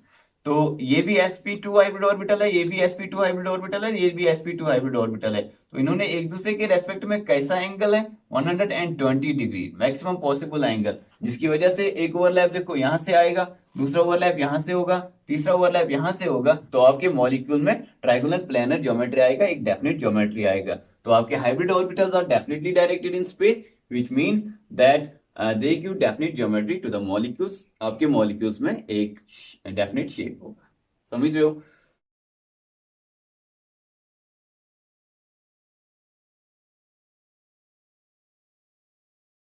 यहां पे एक बात जरूरी है, वो ये कि जनरली बोला जाता है कि आपका हाइब्रिडाइजेशन ज्योमेट्री देता है, यानी कि पहले आपका एटम sp3 हाइब्रिडाइजेशन करेगा, फिर टेट्राहेड्रल ज्योमेट्री उसमें आ जाएगा, या जिसकी वजह से उसमें टेट्राहेड्रल ज्योमेट्री आएगा। This is not true. Hybridization after all is a hypothetical concept and geometry is a real thing, ठीक है ना। उसको एक्सपेरिमेंटली हम डिटेक्ट करते हैं, इनफैक्ट उसको एक्सपेरिमेंटली ही निकालते हैं हम। तो एक एक्सपेरिमेंटल चीज को आप दे रहे हो in terms of something that is hypothetical, that's not how it happens in science. Actually क्या होता है कि समथिंग इज एक्सपेरिमेंटल, उसको एक्सप्लेन करने के लिए एक कॉन्सेप्ट, एक हाइपोथेटिकल कॉन्सेप्ट आप यूज कर सकते हो। दैट मीन्स जब मीथेन आपका टेट्राहेड्रल है, ये आपको पता है, तब जाके आप बोलोगे इसका हाइब्रिडाइजेशन sp3 है। अगर मीथेन टेट्राहेड्रल नहीं होता, अगर मीथेन होता स्क्वायर प्लेनर, तो आप बोलते कि इसका हाइब्रिडाइजेशन dsp2 है, समझ रहे हो। यानी कि पहले आपको शेप पता होता है, उसके रेस्पेक्ट में आप अपने मॉलिक्यूल का क्या देते हो, उसका हाइब्रिडाइजेशन दे देते हो। Now the question is what is the relationship between electronic geometry and hybridization. आपका जो हाइब्रिडाइजेशन है it is directly related to steric number. जैसे कि अभी हमने देखा, जो हिसाब से स्टीरिक नंबर होगा उसी हिसाब से हाइब्रिडाइजेशन हो जाएगा। अब आपका जो स्टीरिक नंबर है वो क्या देता है, वो इलेक्ट्रॉनिक ज्योमेट्री देता है, जैसे कि वेसिपर थ्योरी में हमने पढ़ा हुआ है, ठीक है ना। अगर आपको वो टॉपिक मिस हुआ है तो आप डिस्क्रिप्शन में उसका लिंक देख सकते हो, वो लेक्चर आप पहले देखिए, बिकॉज जो हम एग्जांपल्स करने वाले हैं यहाँ पे with respect to your hybridization, उसके लिए आपका वेस्पर थ्योरी पे अच्छा कंट्रोल होना बहुत जरूरी है, उसका ज्ञान होना, उसका नॉलेज होना बहुत जरूरी है, ताकि आप आसानी के साथ हाइब्रिडाइजेशन के कॉन्सेप्ट को सीख सको। जब हम अभी पॉली एटॉमिक मॉलिक्यूल्स करेंगे उसमें आपको वेस्पर थ्योरी का बहुत जरूरत पड़ेगा। सिंपल टर्म्स में आपको स्टेरिक नंबर जो है वो निकालने के लिए, वो देखने के लिए वेस्पर थ्योरी की जरूरत पड़ेगी, तो इसीलिए वेस्पर थ्योरी को आप पहले पढ़िए। तो इलेक्ट्रॉनिक ज्योमेट्री और हाइब्रिडाइजेशन का जो रिलेशनशिप है पहले हम वो देखते हैं इन the form of A table, उसके बाद हम आगे बढ़ेंगे और मॉलिक्यूल्स पे डायरेक्टली आपका हाइब्रिडाइजेशन का कॉन्सेप्ट जो है वो अप्लाई करेंगे। Let us do that first. This is the table that shows the relationship between electronic geometry and hybridization. ठीक है ना? If you know electronic geometry you will predict hybridization and then आप hybridization को apply कर सकते हो molecule पे, उसकी बॉन्डिंग और उसका स्ट्रक्चर एक्सप्लेन कर सकते हो। ठीक है ना? जैसे कि व्हेन ज्योमेट्री इज लीनियर, जैसे कि BeCl2 कार्बन डाइऑक्साइड, तो हाइब्रिडाइजेशन क्या होगा? Sp। जब ट्राइगोनल प्लेनर है BF3 जैसा, तो वो कैसा होगा? वो होगा sp2 हाइब्रिडाइजेशन उसमें होगा। ठीक है ना? सेंट्रल एटम की हाइब्रिडाइजेशन होती है। ठीक है? टेट्राहेड्रल जब भी होगा आपका इलेक्ट्रॉनिक ज्योमेट्री, जैसे कि वाटर के केस में जिसका शेप बेंट है लेकिन इलेक्ट्रॉनिक ज्योमेट्री टेट्राहेड्रल है, तो उसमें भी sp3 हाइब्रिडाइजेशन होगा। तो जब भी टेट्राहेड्रल इलेक्ट्रॉनिक ज्योमेट्री होता है तो आपका जो हाइब्रिडाइजेशन होगा sp3। देखा गया कुछ मॉलिक्यूल्स में, स्पेशली सम कॉम्प्लेक्सेस में, ठीक है, जो डी ब्लॉक के एलिमेंट्स है जो आप 12th में पढ़ोगे, उन कॉम्प्लेक्सेस में कुछ कॉम्प्लेक्सेस ऐसे होते हैं जिनका शेप जो होता है वो स्क्वायर प्लेनर होता है, तो उनमें जो हाइब्रिडाइजेशन होगी दैट विल बी DsP2। ठीक है? इसी तरह जब आपका ट्राइगोनल बाइपैरामोमेटल होगा, for example PCl5, hybridization will be sp3d। जब ऑक्टाहेड्रल होगा sp3d2 और d2sp3। ठीक है ना? पेंटागोनल बाइपैरामिडल जब होगा, तो देखो पेंटागोनल बाइपैरामिडल स्टेरिक नंबर 7 है, तो 7 हाइब्रिड ऑर्बिटल चाहिए sp3d3 और d3sp3। तो ये रिलेशनशिप आपको पता होना चाहिए so that you can apply the concept of hybridization on your molecules. अब इसको अपने नोटबुक्स पे उतारिए और इसको थोड़ा सा मेमोराइज करें। Let's do it. तो पहला मॉलिक्यूल जिसपे हम ऑर्बिटल हाइब्रिडाइजेशन का कॉन्सेप्ट इंट्रोड्यूस करेंगे, जिस पे अप्लाई करेंगे, वो है मीथेन मॉलिक्यूल। ठीक है ना? क्योंकि उसकी bonding as well as structure explain नहीं कर पा रहा था valence bond theory without the concept of orbital hybridization. So let's do methane. ठीक है ना? What is the geometry of methane? All of us know it is tetrahedral. समझ रहे हो? अब हमें देखना है कि ऑर्बिटल हाइब्रिडाइजेशन इस टेट्राहेड्रल ज्योमेट्री को कैसे एक्सप्लेन करता है। Very easy. देखो, this is carbon in ground state. क्या कॉन्फ़िगरेशन है कार्बन का ग्राउंड स्टेट में? 2s2 2p2। ये है। ठीक है ना? अब कार्बन कितने बॉन्ड्स बनाता है? 4 बॉन्ड्स बनाता है, टेट्रावैलेंट है, तो एक इलेक्ट्रॉन यहां से एक्साइट होके यहां चला जाएगा, that will be carbon in excited state at the time of formation of bonds. तो यहाँ पे Hund's rule of maximum multiplicity follow होगा और एक ही स्पिन के चारों इलेक्ट्रॉन्स होंगे। ठीक है ना? अब यहाँ पे अगर आप डायरेक्टली बॉन्ड बनाओगे तो बॉन्ड एंगल 90 डिग्री आएगा, जैसे कि हमने पहले देखा। यहाँ पे पॉलिंग ने बोला before undergoing overlapping it will undergo hybridization, क्योंकि ज्योमेट्री टेट्राहेड्रल है, तो इसका मतलब है 4 ऑर्बिटल्स आपको चाहिए, 4 हाइब्रिड ऑर्बिटल्स आपको चाहिए। उसके लिए एक s और 3 p orbitals, they will undergo hybridization to form 4 new hybrid orbitals, जिनको बोलते हैं sp3 हाइब्रिड ऑर्बिटल। इन सब के पास कितने कितने इलेक्ट्रॉन्स हैं? एक एक इलेक्ट्रॉन है। इस कॉन्सेप्ट को हम थोड़ा ग्राफिकली भी देख सकते हैं। देखिए, ये आपका कार्बन होगा इन ग्राउंड स्टेट, या हम कार्बन इन एक्साइटेड स्टेट बनाएंगे। ठीक है ना? कार्बन इन एक्साइटेड स्टेट में क्या है? इसके पास 2s है, इसके पास एक इलेक्ट्रॉन है इन एक्साइटेड स्टेट, और 3 जो है 2p ऑर्बिटल्स हैं और उनके पास एक एक इलेक्ट्रॉन है। अब हम यहां पे बनाएंगे carbon in hybridized state. In hybridized state क्या होगा? एक s और 3 p ऑर्बिटल्स मिक्स हो जाएंगे। जब मिक्स हो जाएंगे तो इंटरमीडिएट, ठीक है ना, इन दोनों के बीच में कुछ उनकी एनर्जी होगी, this is energy axis. 4 orbitals बनेंगे, ये एक है, ये 3 है, तो टोटल 4 ऑर्बिटल्स बनेंगे। उन चारों ऑर्बिटल्स में एक एक इलेक्ट्रॉन होगा। तो इन चारों ऑर्बिटल्स का नाम क्या होगा? sp3 हाइब्रिड ऑर्बिटल, उसी को हमने यहां पे बनाया। आपका जो कार्बन इन हाइब्रिडाइज स्टेट होगा वो कुछ इस तरह से होगा। ये चारों कौन से होंगे? sp3 hybrid orbital. ये कैसे बने? By the intermixing and redistribution of 1s and 3p orbitals. ठीक है ना। अभी अभी हमने देखा कि हाइब्रिड ऑर्बिटल्स का नंबर जितना भी होगा वो कोशिश करेंगे एक दूसरे से एट मैक्सिमम पॉसिबल डिस्टेंस रहने की। तो फॉर 4 ऑर्बिटल जो मैक्सिमम पॉसिबल डिस्टेंस है, जब भी स्टेट नंबर 4 होता है तो उनके लिए जो बेस्ट एंगल होता है वो कितना होता है? 109.5 डिग्री। सो ये 4 ऑर्बिटल्स का डायरेक्शन एक दूसरे के रेस्पेक्ट में क्या होगा? They will be tetrahedrally directed with respect to each other, यानी कि ये 4 hybrid orbitals will be directed towards the 4 corners of a tetrahedron. ठीक है, चलो उसको बना लेते हैं। यहां पे हम देखेंगे ये आपका कार्बन है और इसके पास 4 हाइब्रिड ऑर्बिटल्स है। ये एक हाइब्रिड ऑर्बिटल विथ 1, ये एक और हाइब्रिड ऑर्बिटल, ये एक हाइब्रिड ऑर्बिटल और ये एक हाइब्रिड ऑर्बिटल। ये टेट्राहेड्रली डायरेक्टेड होंगे with respect to each other. ठीक है ना। और 4 hydrogen atoms with 1s orbitals. ठीक है ना। आपका हाइड्रोजन क्या है? इसका इलेक्ट्रॉनिक कॉन्फ़िगरेशन है 1s1। ठीक है ना। वो स्फेरिकल होता है। यहां से एक हाइड्रोजन आएगा और ओवरलैप कर लेगा, यहां से एक हाइड्रोजन आएगा, ओवरलैप कर लेगा, यहां से एक हाइड्रोजन आएगा, ओवरलैप करेगा, यहां से एक हाइड्रोजन आएगा, ओवरलैप करेगा। अब आप देख सकते हो कि ये चारों ओवरलैप्स कौन से ओवरलैप्स हैं? 1s of hydrogen is overlapping with sp3 hybrid orbital of carbon। Hydrogen का 1s और कार्बन का जो है sp3 हाइब्रिड ऑर्बिटल का ओवरलैप है। तो चारों bond same energy bond energy के होंगे कि डिफरेंट बॉन्ड एनर्जी के होंगे? ऑब्वियसली चारों बॉन्ड्स सेम बॉन्ड एनर्जी के होंगे। तो पहला पॉइंट जो बॉन्डिंग के रेस्पेक्ट में था, जो वैलेंस बॉन्ड थ्योरी एक्सप्लेन नहीं कर पा रहा था, वो यहां पे एक्सप्लेन हो गया कि क्योंकि चारों ओवरलैप्स एक जैसे ओवरलैप्स है, sp3 और 1s का ओवरलैप है, तो चारों बॉन्ड्स का बॉन्ड स्ट्रेंथ एक जैसा होगा। और दूसरा, बॉन्ड एंगल 90 नहीं होगा, बॉन्ड एंगल होगा 109.5 डिग्री। क्यों? क्योंकि यहाँ पे हाइब्रिडाइजेशन sp3 हाइब्रिडाइजेशन हुई, sp3 हाइब्रिडाइजेशन में 4 ऑर्बिटल्स बने और 4 ऑर्बिटल्स का direction with respect to each other कैसा होगा? It will be tetrahedral. वो टेट्राहीड्रली एक दूसरे के रेस्पेक्ट में डायरेक्टेड होंगे। तो बॉन्ड एंगल भी एक्सप्लेन हो गया और बॉन्डिंग भी एक्सप्लेन हो गया, बॉन्ड स्ट्रेंथ भी एक्सप्लेन हो गया। तो इस तरह से आपके ऑर्बिटल हाइब्रिडाइजेशन के कॉन्सेप्ट से बहुत ही आसानी के साथ एक्सप्लेन हो गया methane molecule. Now let us apply the concept of orbital hybridization on water molecule। अब water molecule को explain करने के लिए हम orbital hybridization का concept use करेंगे। So let us do water molecule। Central atom is oxygen।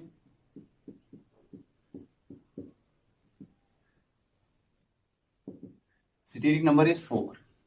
ठीक है ना। And electronic geometry is distorted tetrahedral। ये सब हमें पता है from our Weisbach theory। ठीक है ना। वेस्पर थ्योरी का लिंक हमने डिस्क्रिप्शन में दिया है, अगर आपको वो मिस हुआ है पहले आप उसको देखिए ताकि आप बहुत ही आसानी के साथ हाइब्रिडाइजेशन कॉन्सेप्ट को अप्लाई कर सको। ठीक है। अगर आपको नहीं आता है ज्योमेट्री, नहीं दिया हुआ है वहां से ज्योमेट्री, तो आप खुद देख सकते हो कि नंबर ऑफ सराउंडिंग एटम्स 2 हैं।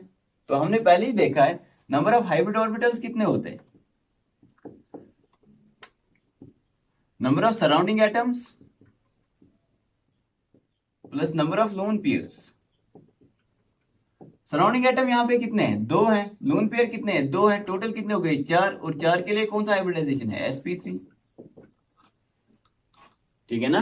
तो ऑब्वियसली वाटर के अंदर चाहे आप टेट्राहेड्रल ज्योमेट्री को कंसीडर करो, चाहे आप इस तरीके से करो, हाइब्रिडाइजेशन sp3 होना है और उसको अब हम एक्सप्लेन करेंगे। ये देखिए, ये ऑक्सीजन है, इसका जो आउटर इलेक्ट्रॉनिक कॉन्फ़िगरेशन है दैट इज 2s2 2p4। ठीक है ना। यानी कि कुछ इस तरह से oxygen in ground state is like 2s2 2p4।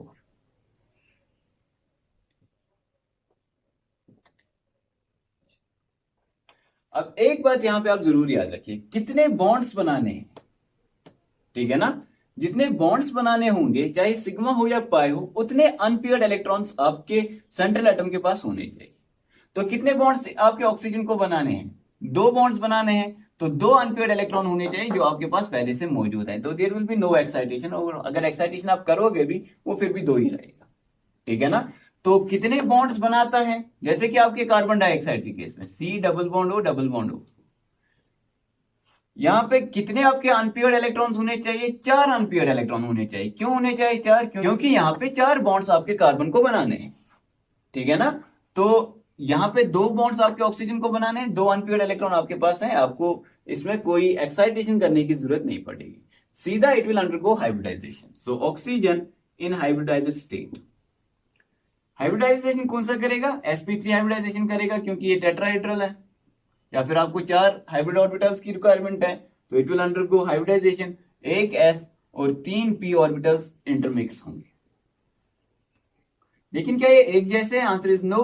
उनमें से 2 ऑर्बिटल्स ऐसे होंगे जिनमें 2 इलेक्ट्रॉन्स हैं, यानी कि जो कंप्लीटली फिल्ड है, और 2 ऐसे हैं जो हाफ फिल्ड है। अब ये और ये वाला जो ऑर्बिटल होगा, they will be making your sigma bonds with hydrogen, ठीक है ना। अब जब ये 4 हैं तो इनका डायरेक्शन स्पेस में कैसा होगा, टेट्राहेड्रली डायरेक्टेड होंगे। ये आपका ऑक्सीजन है, ये 1 हो गया, 2, 3 और 4, टेट्राहेड्रली ये डायरेक्टेड होंगे with respect to each other. इनमें से फॉर एग्जांपल ये आपके पास एक हाइब्रिड ऑर्बिटल है जिसमें 2 इलेक्ट्रॉन्स हैं, ये दूसरा हाइब्रिड ऑर्बिटल है जिसमें 2 इलेक्ट्रॉन्स है, इसमें 1 इलेक्ट्रॉन है और इसमें भी 1 इलेक्ट्रॉन है। तो एक हाइड्रोजन आके यहां से ओवरलैप कर लेगा और एक हाइड्रोजन आके यहां से ओवरलैप कर लेगा, ठीक है ना। तो कंडीशन कैसी होगी, आपके पास ऑक्सीजन है विथ 2 लोन पेयर्स,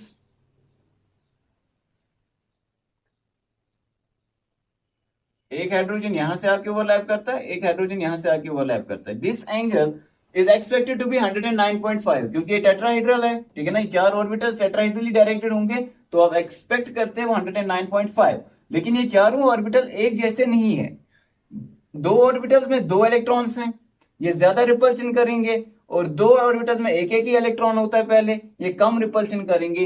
या फिर आप ये बोल सकते हैं ये लोन पेयर है, ये बॉन्ड पेयर है, लोन पेयर का रिपल्शन ज्यादा होता है, बॉन्ड पेयर का कम होता है। ये एंगल 109.5 से कम होके 104.45 डिग्री हो जाता है। तो वैलेंस बॉन्ड थ्योरी जो एक्सप्लेन नहीं कर पा रहा था, ज्योमेट्री जो बोल रहा था कि 90 डिग्री का ज्योमेट्री प्रिडिक्ट कर रहा था without the concept of hybridization, hybridization concept के बाद उसने बहुत ही आसानी के साथ एक्सप्लेन किया आपका geometry of water molecule.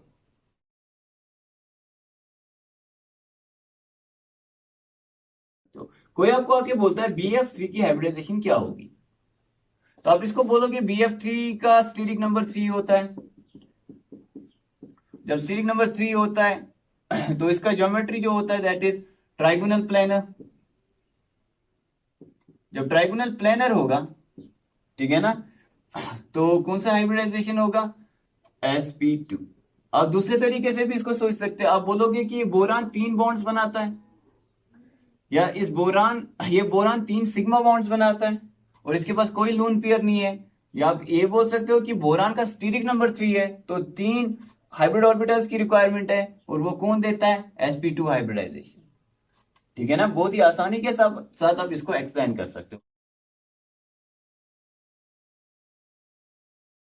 Sulphuric acid में 2 सेंट्रल एटम्स हैं, सल्फर और ऑक्सीजन। सेंट्रल एटम एक ऐसा एटम होता है विच इज सराउंडेड बाय 2 और more than 2 atoms.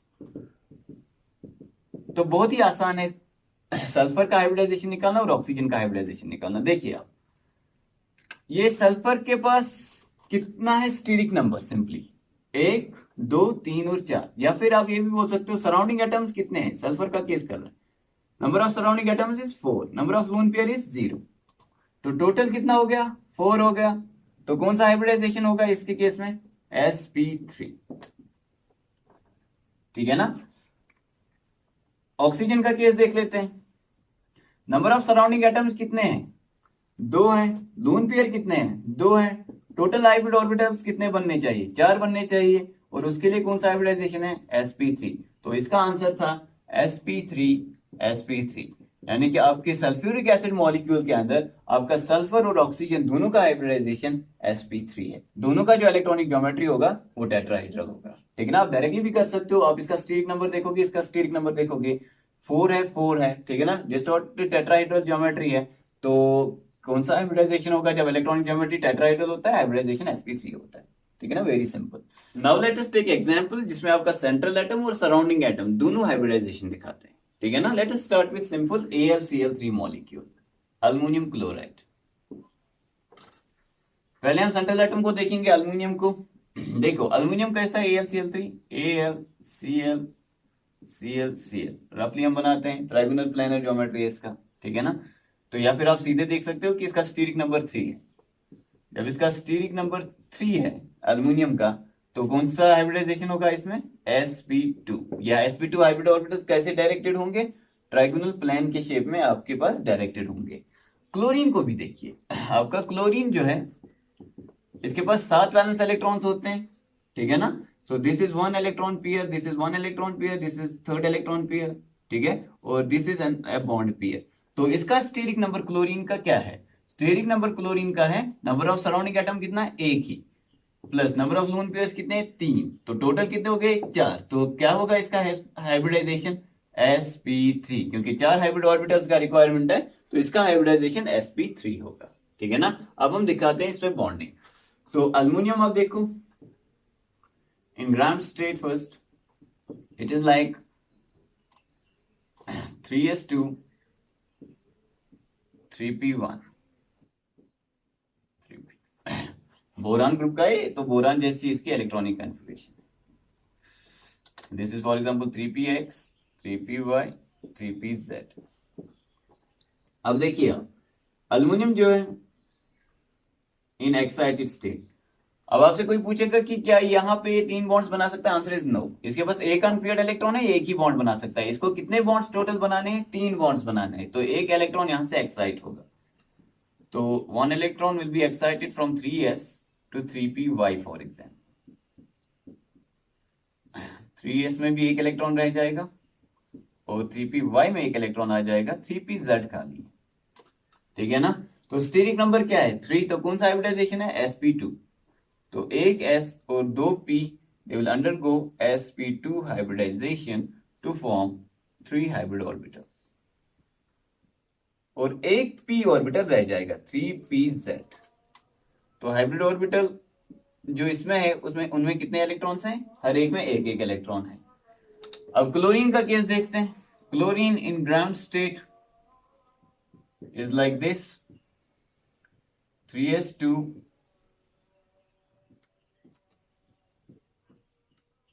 3p5 3px2 3py2 3pz1।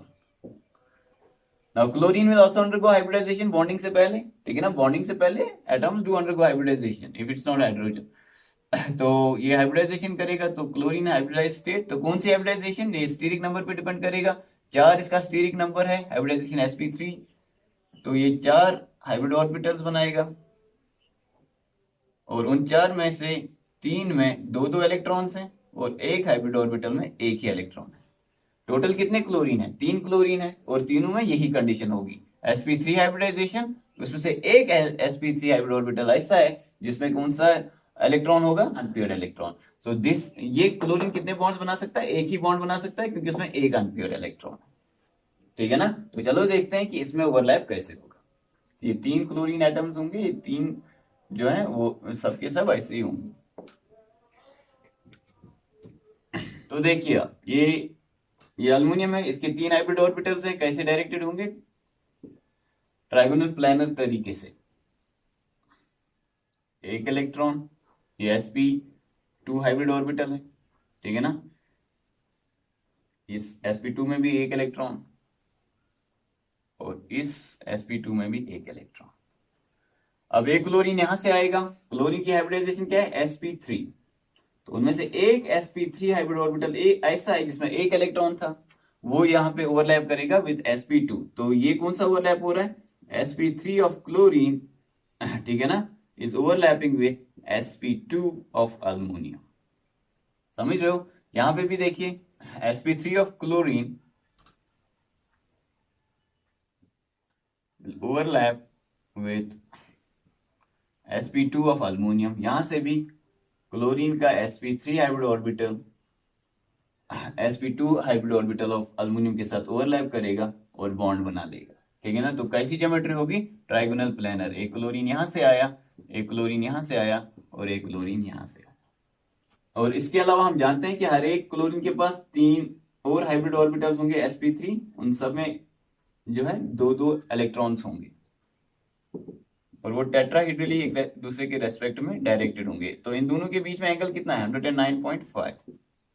ठीक है ना, और इन दोनों में एंगल कितना है, 120 डिग्री। इसके अलावा यहां पे अल्मोनियम में आप देख सकते हो there is a p orbital which is empty. ठीक है ना, which will be perpendicular to trigonal plane of your molecule. आपका मॉलिक्यूल जो है वो ट्राइगोनल प्लेनर है और जो p ऑर्बिटल के 2 लोब्स होते हैं वो उसके परपेंडिकुलर होते हैं। इसको हम यहाँ पे the help of A model understand कर सकते हैं। ये आप हमेशा याद रखिएगा। अब ये आपके पास ट्राइगोनल प्लेन ज्योमेट्री है। ठीक है ना, तो p ऑर्बिटल का एक लोब यहां से होगा परपेंडिकुलर और दूसरा लोब यहां से होगा परपेंडिकुलर। तो this is your AlCl3 molecule. इसमें आप देख रहे हो एक p ऑर्बिटल है which is also a low energy orbital, तो एक लो एनर्जी का ऑर्बिटल इसमें खाली रह रहा है। ठीक है ना, और इसके अलावा आप ये भी देख सकते हो कि अल्मोनियम में in when it is bonded in case of AlCl3, ठीक है ना, अगर आप कॉन्फ़िगरेशन लिखोगे अल्मोनियम इन AlCl3 तो वो कैसे आएगा, तो AlCl3 के अंदर इसके जो 3 sp2 हाइब्रिड ऑर्बिटल थे उन्होंने बॉन्ड बना लिए और पेयरिंग ऑफ इलेक्ट्रॉन हो गया, लेकिन अभी भी इसका एक 3pz है जो खाली है। ठीक है ना, तो टोटल इलेक्ट्रॉन इसके पास आउटर मोस्ट शेल में कितने आ गए, सिर्फ 6। हर एक एटम क्या चाहता है, 8, और इसके पास एक वैकेंट ऑर्बिटल है भी which makes AlCl3 A Lewis acid. कोई भी लोन पेयर देने वाला आपके पास अगर एटम होगा, ठीक है ना, आपके पास एक ग्रुप होगा, एक मॉलिक्यूल होगा जो लोन पेयर दे सकता है, तो AlCl3 can accept that lone pair because of the presence of vacant low energy p orbital. So AlCl3 कैसा है, एक लेविस एसिड है, जो इस कॉन्सेप्ट से यहां पे हमें समझ आता है। समझ रहे हो, क्योंकि लेविस एसिड क्या होता है, any species that accepts a pair of electrons is a Lewis acid, any species that donates a pair of electrons is a Lewis base. ठीक है ना, तो AlCl3 लेविस एसिड है, क्यों, क्योंकि 3pz यहाँ पे खाली है और 3pz की एनर्जी भी ज्यादा नहीं है। ठीक है, now let us do a molecule जिसमें सेंट्रल एटम का हाइब्रिडाइजेशन होगा, सराउंडिंग एटम का हाइब्रिडाइजेशन होगा और एक पाई बॉन्ड भी होगा। ठीक है ना, या एक से ज्यादा पाई बॉन्ड होगा, यानी कि इसमें सिग्मा बॉन्ड्स के अलावा पाई बॉन्ड्स भी होंगे, and that molecule is carbon dioxide first of all. ठीक है ना, बहुत सारे ऐसे मॉलिक्यूल्स है, one of them is carbon dioxide. तो कार्बन डाइऑक्साइड को कर लेते हैं। तो कार्बन डाइऑक्साइड का लिविंग स्ट्रक्चर तो आपको पता ही होगा, this is the living structure of carbon dioxide. तो स्टीरिक नंबर कितना है सबका निकालते हैं। कार्बन सराउंडिंग एटम 2 है और लोन पेयर कोई नहीं है, तो इसका स्टीरिक नंबर 2 हो गया। जब स्टीरिक नंबर 2 है तो कौन सा हाइब्रिडाइजेशन करेगा, sp। तो आपका कार्बन डाइऑक्साइड में कार्बन की हाइब्रिडाइजेशन क्या होगी, sp। ऑक्सीजन देखिए, स्टीरिक नंबर कितने सराउंडिंग एटम है, एक ही, प्लस कितने लोन पेयर है, 2, तो स्टीरिक नंबर क्या हो गया, 3। जब स्टीरिक नंबर 3 हो गया तो इसमें कौन सा हाइब्रिडाइजेशन हो जाएगा, sp2। और इसका भी ऐसा ही कंडीशन है, this will also undergo sp2 hybridization. तो अब हम बनाते हैं कार्बन को। Carbon in ground state will be something like this, this is 2s, जैसे कि मीथेन में भी हमने देखा, दिस इज 2p।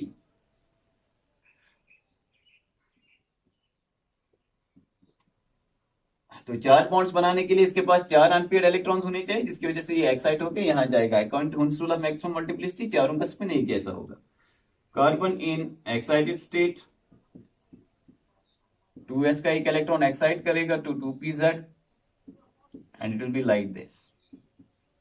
हाइब्रिडाइजेशन कौन सा करना है, sp, क्योंकि स्टीरिक नंबर कार्बन का 2 है। तो carbon in hybridized state in case of carbon dioxide will be like this, this will undergo sp hybridization. तो ये भी sp हाइब्रिड ऑर्बिटल बना, ये भी sp हाइब्रिड ऑर्बिटल बना, दोनों में एक एक इलेक्ट्रॉन है और 2 p ऑर्बिटल्स रह जाते हैं, 2py 2pz। ये हो गया आपका कंडीशन कार्बन का। दोनों ऑक्सीजन में क्या कंडीशन होगा? ऑक्सीजन इन ग्राउंड स्टेट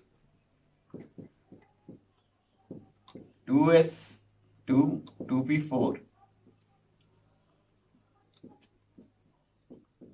ठीक है ना। इलेक्ट्रॉनिक कन्फिग्रेशन तो हमें आता है, इसको ज्यादा समझाने की यहाँ पे जरूरत नहीं है। अब इसको दो बॉन्ड्स बनाने हैं, तो दो अनपेयर्ड इलेक्ट्रॉन इसके पास है, कोई एक्साइटेशन ऑब्वियसली नहीं होगा यहाँ पे, और होगा भी तो कोई उसका फायदा नहीं होगा।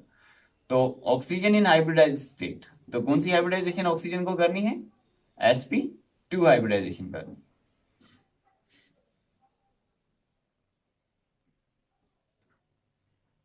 एक s और दो p, तो उनमें से दो जो हैं उनमें कंप्लीटली फिल्ड इलेक्ट्रॉन्स हैं, और एक में एक अनपेयर्ड इलेक्ट्रॉन है, हाफ फिल्ड है, और एक यहां पे फॉर एग्जांपल रह गया 2pz,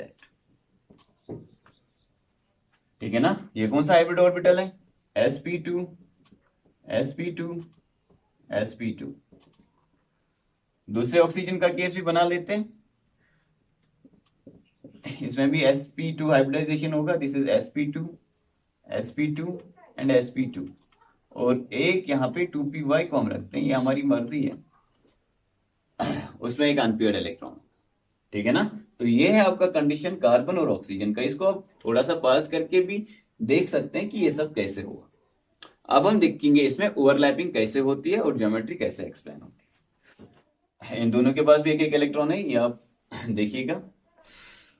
अब ये आपके पास कंडीशन है, ये आपका एक कार्बन एटम है, ये ऑक्सीजन का एटम है, ये ऑक्सीजन का एटम है, तो हम ओवरलैपिंग देखेंगे। हाइब्रिड ऑर्बिटल्स हमेशा सिग्मा बॉन्ड बनाएंगे, ठीक है ना। चलो देखते हैं कार्बन की हाइब्रिडाइजेशन sp, तो ये कार्बन है सेंट्रल एटम, दो हाइब्रिड ऑर्बिटल्स हैं, तो उनका ओरिएंटेशन कैसा होगा? At 180 degree. तो इसमें कितना इलेक्ट्रॉन है? एक। इसमें कितना इलेक्ट्रॉन है? एक। ये कौन सा हाइब्रिड ऑर्बिटल है? sp। ये कौन सा है? sp। अब इस ऑक्सीजन को लीजिए, इसका एक sp2 हाइब्रिड ऑर्बिटल आके इसके साथ ओवरलैप कर लेगा। देखिए ये ऑक्सीजन है, इसमें तीन हाइब्रिड ऑर्बिटल्स होंगे, जिसमें से एक के पास एक अनपेयर्ड इलेक्ट्रॉन था, वो यहां से आके ओवरलैप करके आपका कार्बन का sp2 और ऑक्सीजन, सॉरी, कार्बन का sp और ऑक्सीजन का sp2 का ओवरलैप से एक सिग्मा बॉन्ड बन जाएगा। इसके अलावा इसके पास दो और हैं जिनके hybrid orbitals, this is sp2 and this is also sp2, ठीक है ना। ये आपके पास फील्ड है। इसके अलावा क्या कार्बन के पास कुछ और है? कार्बन के पास अभी दो ऐसे इलेक्ट्रॉन्स हैं जो अनपेयर्ड हैं, एक 2py में है फॉर एग्जांपल, ये है वो, और एक 2pz है फॉर एग्जांपल, ये है वो। इन दोनों में कितना इलेक्ट्रॉन है? एक एक electron. 2py is actually coming out, ठीक है ना। तो टू डायमेंशनल बोर्ड पे हम इसको ऐसे दिखाते हैं। ऑक्सीजन के पास क्या है? एक ऑक्सीजन के पास 2pz और एक के पास 2py, तो इसके पास फॉर एग्जांपल हम कंसिडर करेंगे 2pz, उसमें एक इलेक्ट्रॉन है, और दूसरा वाला ऑक्सीजन देखो वैसी कंडीशन है उसमें, ये उसका ऑक्सीजन है, ये ऑक्सीजन है, इसके पास तीन हाइब्रिड ऑर्बिटल्स हैं, एक में अनपेयर्ड इलेक्ट्रॉन है, वो यहां के आके ओवरलैप करेगा। तो ये बॉन्ड भी कैसे बना? ऑक्सीजन का sp2 और कार्बन का sp के ऑर्बिटल्स का ओवरलैप। इसमें दो हाइब्रिड ऑर्बिटल्स और होंगे जिसमें दो दो इलेक्ट्रॉन्स हैं, ठीक है ना। इसके अलावा इस ऑक्सीजन में क्या है? इट इज गॉट 1 2py,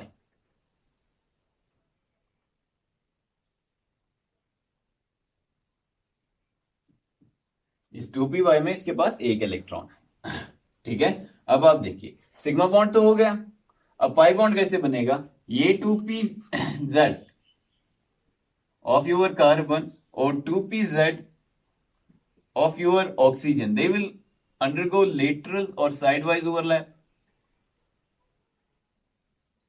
और एक पाई बॉन्ड बना लेंगे। अब कार्बन के पास क्या बचा? एक 2py, और इस वाले ऑक्सीजन के पास क्या है? एक 2py, they will also undergo a sidewise overlap to form another pi bond। तो पूरी कंडीशन कैसे हो जी? कार्बन डबल बॉन्ड हो, डबल बॉन्ड हो, एक सिग्मा एक पाई, एक सिग्मा एक पाई।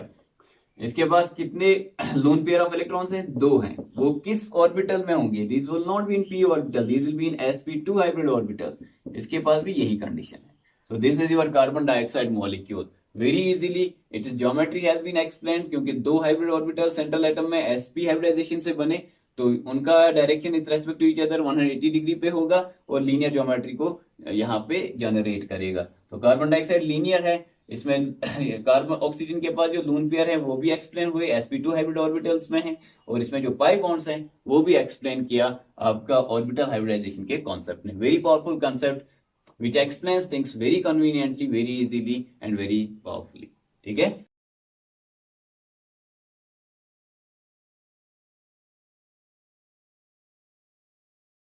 अब मैं आपको एक क्वेश्चन देता हूं, what is the hybridization of each atom in PCl3 and PCl5? अब PCl3 और PCl5 में उसमें आप ओवरलैप मत दिखाइए, सिर्फ ये बोलिए कि हाइब्रिडाइजेशन फॉस्फोरस और क्लोरीन एटम्स में क्या होगा, PCl3 के केस में और PCl5 के केस में। आप वीडियो को थोड़ा पॉज करिए यहाँ पे और उस क्वेश्चन को अटेम्प्ट करिए, PCl3 एंड PCl5, ठीक है ना? उसके बाद मैं दिखाऊंगा। आई एम श्योर आप लोगों ने किया होगा PCl3 and PCl5।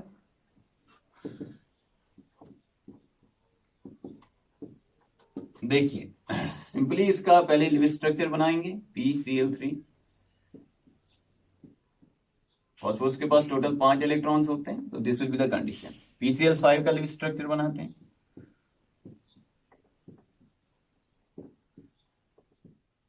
This is your PCl5, ठीक है। अब आप देखिए What is the steric number here? Number of surrounding atoms is 3. Number of, हम phosphorus का कर रहे हैं, number of lone pairs is 1, which makes it 4. तो कौन सा हाइब्रिडाइजेशन होगा? sp3। क्लोरीन का भी देख लेते हैं। What is the number of surrounding atoms? 1. What is the number of lone pairs? 3. Total कितने हाइब्रिड ऑर्बिटल चाहिए? 4। तो कौन सा हाइब्रिडाइजेशन होगा? sp3। इसका मतलब हुआ PCl3 में जितने भी एटम्स हैं उन सब का हाइब्रिडाइजेशन कितना है? sp3। Very easy. PCl5, इसमें भी बिल्कुल यही तरीका अपनाते हैं, ठीक है ना? हमें यहाँ पे पता है कि हर एक क्लोरीन के पास 3 लोन पेयर्स होते हैं। तो फॉस्फोरस करते हैं, number of surrounding atoms is 5, number of lone pairs is 0। तो कितना इसमें हाइब्रिडाइजेशन का रिक्वायरमेंट है? 5 हाइब्रिड ऑर्बिटल्स का रिक्वायरमेंट है। उसके लिए कौन सी हाइब्रिडाइजेशन है? sp3d, ठीक है ना? ये आपको ये भी पता होगा, इसका जो ज्योमेट्री है PCl5 दैट इज TBP, और जब भी TBP ज्योमेट्री होता है तो आपका हाइब्रिडाइजेशन sp3d होता है, ठीक है ना? जैसे कि आपने टेबल में देखा। क्लोरीन का देख लेते हैं, सेम कंडीशन जो यहाँ पे है, 3 लोन पेयर है, एक सराउंडिंग एटम है, तो टोटल 4 हो गई। तो कौन सा हाइब्रिडाइजेशन होगा? sp3। तो PCl5 में जो बॉन्ड बनता है that is an overlap between sp3d orbital of phosphorus and sp3 hybrid orbital of chlorine, लेकिन PCl3 में इट्स sp3 ओवरलैपिंग। समझ रहे हो? तो ये आपको डिफरेंस पता होना चाहिए।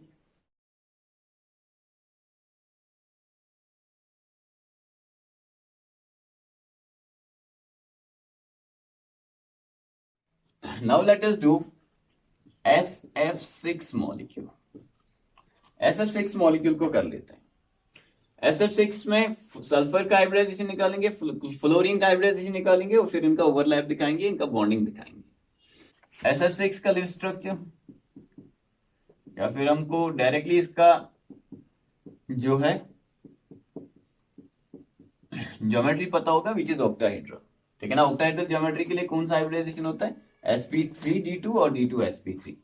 ये मैन ग्रुप एलिमेंट है और मैन ग्रुप एलिमेंट में sp3d2 होता है, ठीक है ना? आपका जो d2sp3 होता है वो डी ब्लॉक के केस में हो सकता है, ठीक है ना? डी ब्लॉक के केस में ऑक्टाहेड्रल ज्योमेट्री जब होगी तब sp3d2 और d2sp3 दोनों पॉसिबिलिटीज है, लेकिन मैन ग्रुप के केस में sp3d2। तो चलो करते हैं इसको। सल्फर का देखते हैं पहले। सल्फर का स्टीरिक नंबर क्या है? 6 है। सराउंडिंग एटम्स इसके पास 6 है, लोन पेयर कोई नहीं है तो 6 है। तो इसके लिए हाइब्रिडाइजेशन कौन सा होगा? sp3d2, ठीक है ना? इसको अभी कर भी लेंगे हम। फ्लोरीन, इसके पास एक सराउंडिंग एटम है, यानी कि एक ही बॉन्ड इसने बनाया है, विच इज विद सल्फर, और लोन पेयर 3 है, तो टोटल 4 हो गई। तो कौन सा हाइब्रिडाइजेशन होगा? sp3, ठीक है? जितना ज्यादा आप प्रैक्टिस करेंगे उतना तेजी के साथ आपको समझ में आ जाएगी बातें, ठीक है? तो चलो इसका ऑर्बिटल पिक्चर भी देख लेते हैं। Sulphur, in ground state will be like this. ये ऑक्सीजन फैमिली का है 3s2 3p4 and 3d will be empty in its ground state.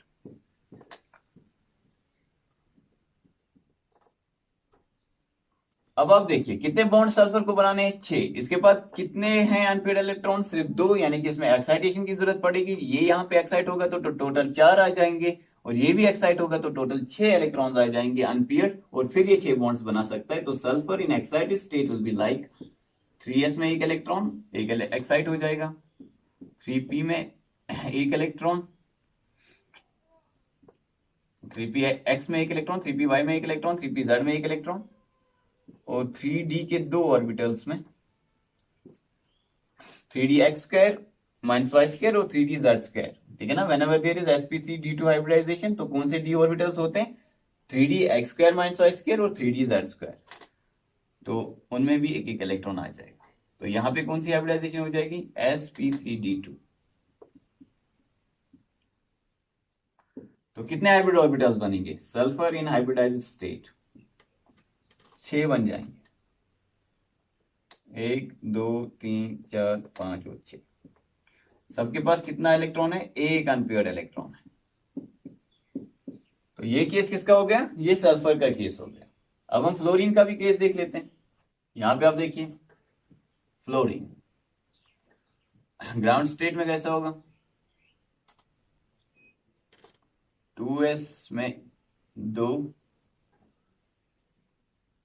2p में 7। ठीक है ना। तो कौन सा हाइब्रिडाइजेशन है? अभी हमने देखा sp3 हाइब्रिडाइजेशन। तो this will undergo sp3 hybridisation. तो कितने ऑर्बिटल्स बनेंगे? 4। चारों का नाम क्या होगा? sp3। उनमें से 3 के पास 2 इलेक्ट्रॉन्स होंगे और एक के पास एक इलेक्ट्रॉन होगा। और ऐसे कितने फ्लोरीन्स हैं? This is fluorine in hybridized state. ऐसे 6 फ्लोरीन है इन केस ऑफ SF6। तो आप देख सकते हो कि SF6 में सल्फर के पास 6 अनपेयर्ड इलेक्ट्रॉन्स हैं, फ्लोरीन के पास एक ही अनपेयर्ड इलेक्ट्रॉन है, तो 6 फ्लोरीन की जरूरत पड़ेगी यहाँ पे सिग्मा बॉन्ड्स बनाने के लिए। ठीक है ना। तो चलो इसका ऑर्बिटल पिक्चर हम देख लेते हैं। तो सल्फर के पास 6 हाइब्रिड ऑर्बिटल्स है, तो वो कैसे डायरेक्टेड होंगे स्पेस में? In the form of an octahedron. ठीक है। तो चलो बनाते हैं। sp3d2 hybrid orbital, sp3d2 hybrid orbital, sp3d2 hybrid orbital, sp3d2 hybrid orbital, sp3d2 hybrid orbital, sp3d2 hybrid orbital। सबके पास कितने इलेक्ट्रॉन्स हैं? एक एक।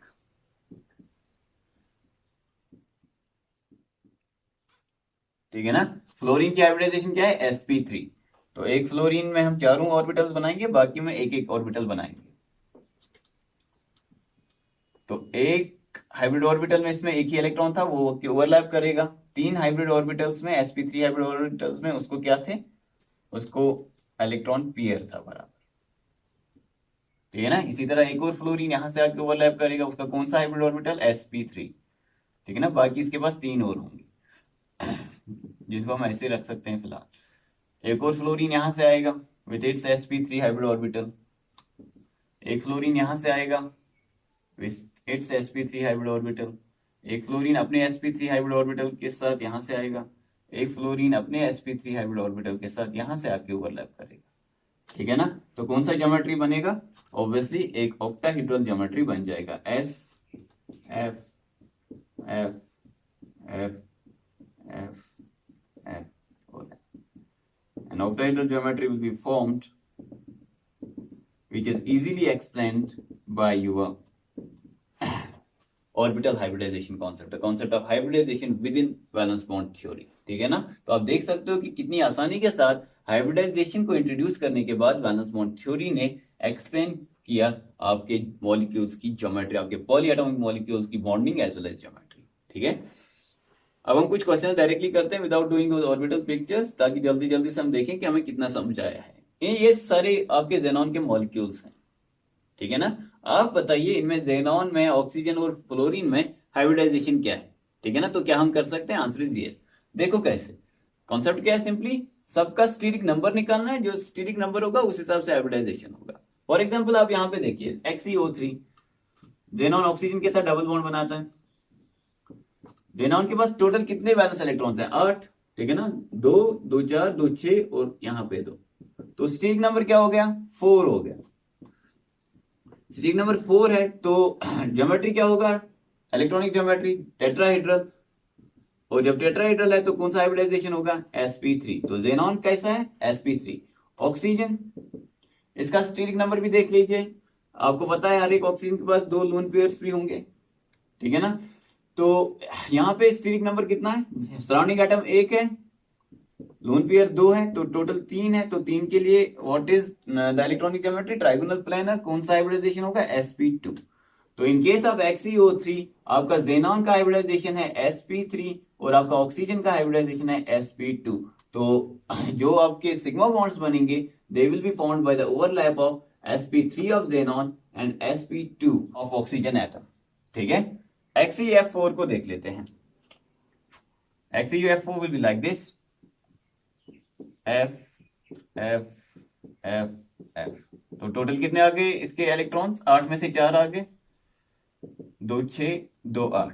तो स्टेरिक नंबर क्या है? 6 है। तो जब स्टेरिक नंबर 6 है तो what will be the electronic geometry? Octahedral. जब ऑक्टाहेड्रल होगा तो xenon, steric number 6, octahedral geometry. तो हाइब्रिडाइजेशन कौन सा होगा? ये डी ब्लॉक एलिमेंट नहीं है तो sp3d2।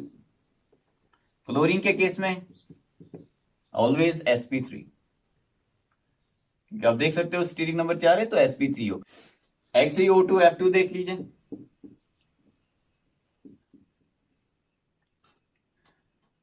जेनॉन ऑक्सीजन के साथ डबल बॉन्ड और फ्लोरीन के साथ single bond,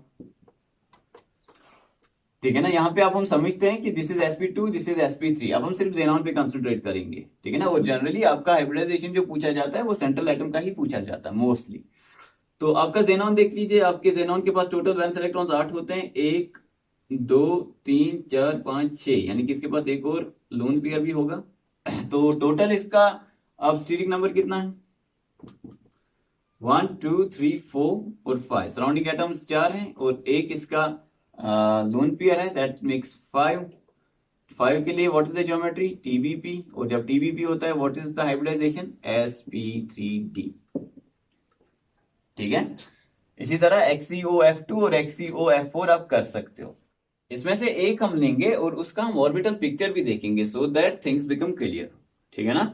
late us take XeOF2। इसको देखते हैं, इसकी हाइब्रिडाइजेशन भी देखेंगे जेनॉन, ऑक्सीजन और फ्लोरीन के अंदर, और इसका जो है हम ऑर्बिटल पिक्चर भी देख लेंगे ताकि हम देखेंगे कि कौन कौन सा ओवरलैप यहाँ पे हो सकता है। कभी कभी क्वेश्चन क्या आता है कि जेनॉन ऑक्सीफ्लोराइड में जो पाई बॉन्ड है जेनॉन और ऑक्सीजन के बीच में, ये किस किस ऑर्बिटल के ओवरलैप से बना हुआ है, या जो सिग्मा बॉन्ड है वो किस ओवरलैप से बना हुआ है, जो आप हाइब्रिडाइजेशन से निकालेंगे ऑब्वियसली, क्योंकि सिग्मा बॉन्ड्स जो है वो हाइब्रिड ऑर्बिटल्स ही बनाते हैं, लेकिन आपके हाइब्रिड ऑर्बिटल्स पाई बॉन्ड नहीं बनाते। तो जो ऑक्सीजन और जेनॉन का पाई बॉन्ड होगा उसमें आप नहीं बता सकते कि जेनॉन का फॉर एग्जाम्पल sp3d है और ऑक्सीजन का sp2 है, उनका जो ओवरलैप है उससे पाई बॉन्ड बनेगा। That will be absolutely rubbish because pi bond जो है वो हाइब्रिड ऑर्बिटल्स नहीं बनाते हैं, ठीक है ना।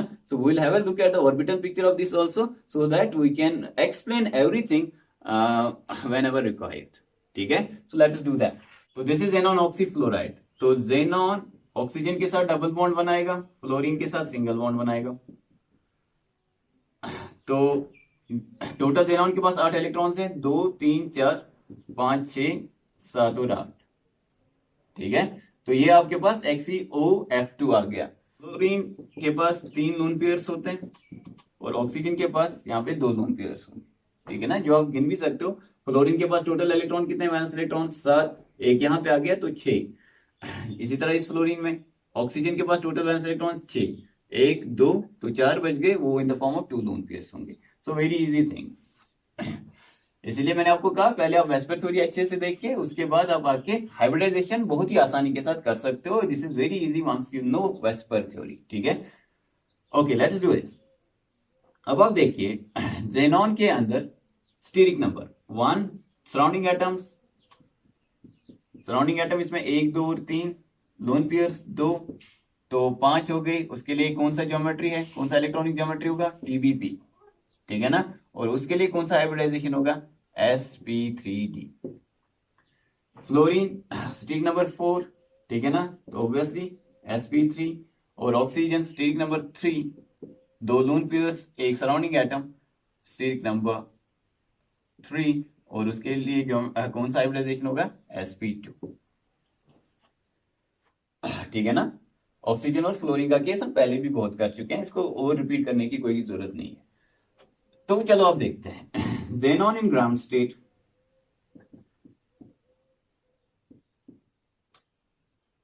देखो जेनॉन एक नोबल गैस है, इसका NH2NP6 होगा।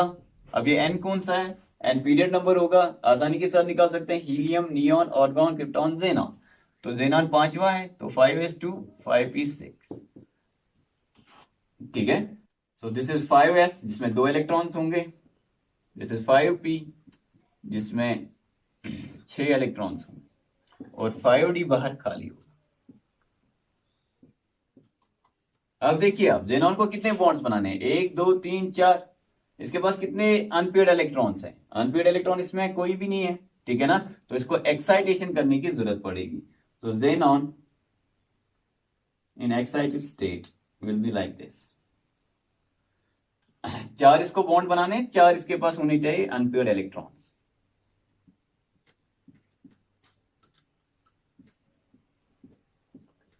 चलो देखते हैं जब ये एक को एक्साइट करेगा तो 2 अनपेयर्ड इलेक्ट्रॉन्स आ जाएंगे, जब ये 2 को एक्साइट करेगा तो 4 अनपेयर्ड इलेक्ट्रॉन्स आ जाएंगे। Which hybridization it will undergo? It will undergo sp3d hybridization।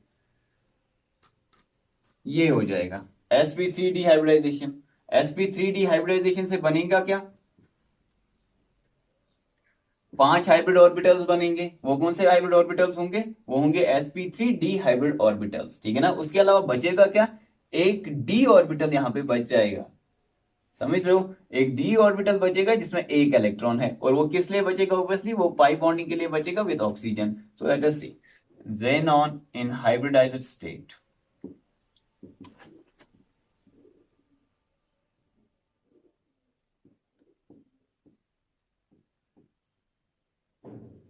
Hybridise state में इसके पास sp3d हाइब्रिडाइजेशन होगा उसमें से 3 के पास एक एक अनपेयर्ड इलेक्ट्रॉन है, और 2 के पास कंप्लीटली फिल्ड इलेक्ट्रॉनिक कन्फिगरेशन। और यहां पे आपके पास 5d में एक ऑर्बिटल बचा, this is 5p, this is 5d। ये सारे ऑर्बिटल्स कौन से होंगे, sp3d हाइब्रिड ऑर्बिटल्स, ठीक है ना। तो अब आप देखिए यहां पे 3 अनपेयर्ड इलेक्ट्रॉन्स हैं, वो 3 सिग्मा बॉन्ड्स बनाएंगे, एक फ्लोरीन के साथ, दूसरा फ्लोरीन के साथ, तीसरा ऑक्सीजन के साथ। और एक 5d है जो किसके साथ बनाएगा, जो पाई बॉन्ड बनाएगा ऑक्सीजन के साथ। तो चलो उसका एक ऑर्बिटल पिक्चर बना ही ले। देखिए आप जेनॉन के पास क्या कंडीशन है, sp3d हाइब्रिड ऑर्बिटल्स, तो वो कैसे डायरेक्टेड होंगे, इन द फॉर्म ऑफ TBP।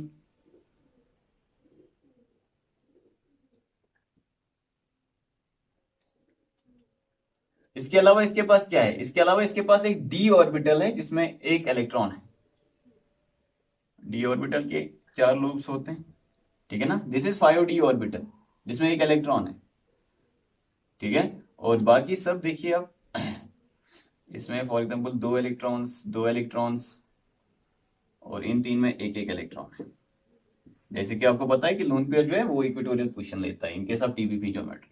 अब आप कंसिडर करिए यहां से एक ऑक्सीजन आ रहा है, दिस इज ऑक्सीजन, इसका sp2 हाइब्रिडाइजेशन है, उसका एक sp2 हाइब्रिड ऑर्बिटल यहां से ओवरलैप करेगा, 2 sp2 हाइब्रिड ऑर्बिटल उसके फील्ड है, और एक p ऑर्बिटल उसके पास है जिसमें एक इलेक्ट्रॉन है। तो ये p ऑर्बिटल d के साथ साइड वाइज ओवरलैप करके आपका पाई बॉन्ड बनाएगा।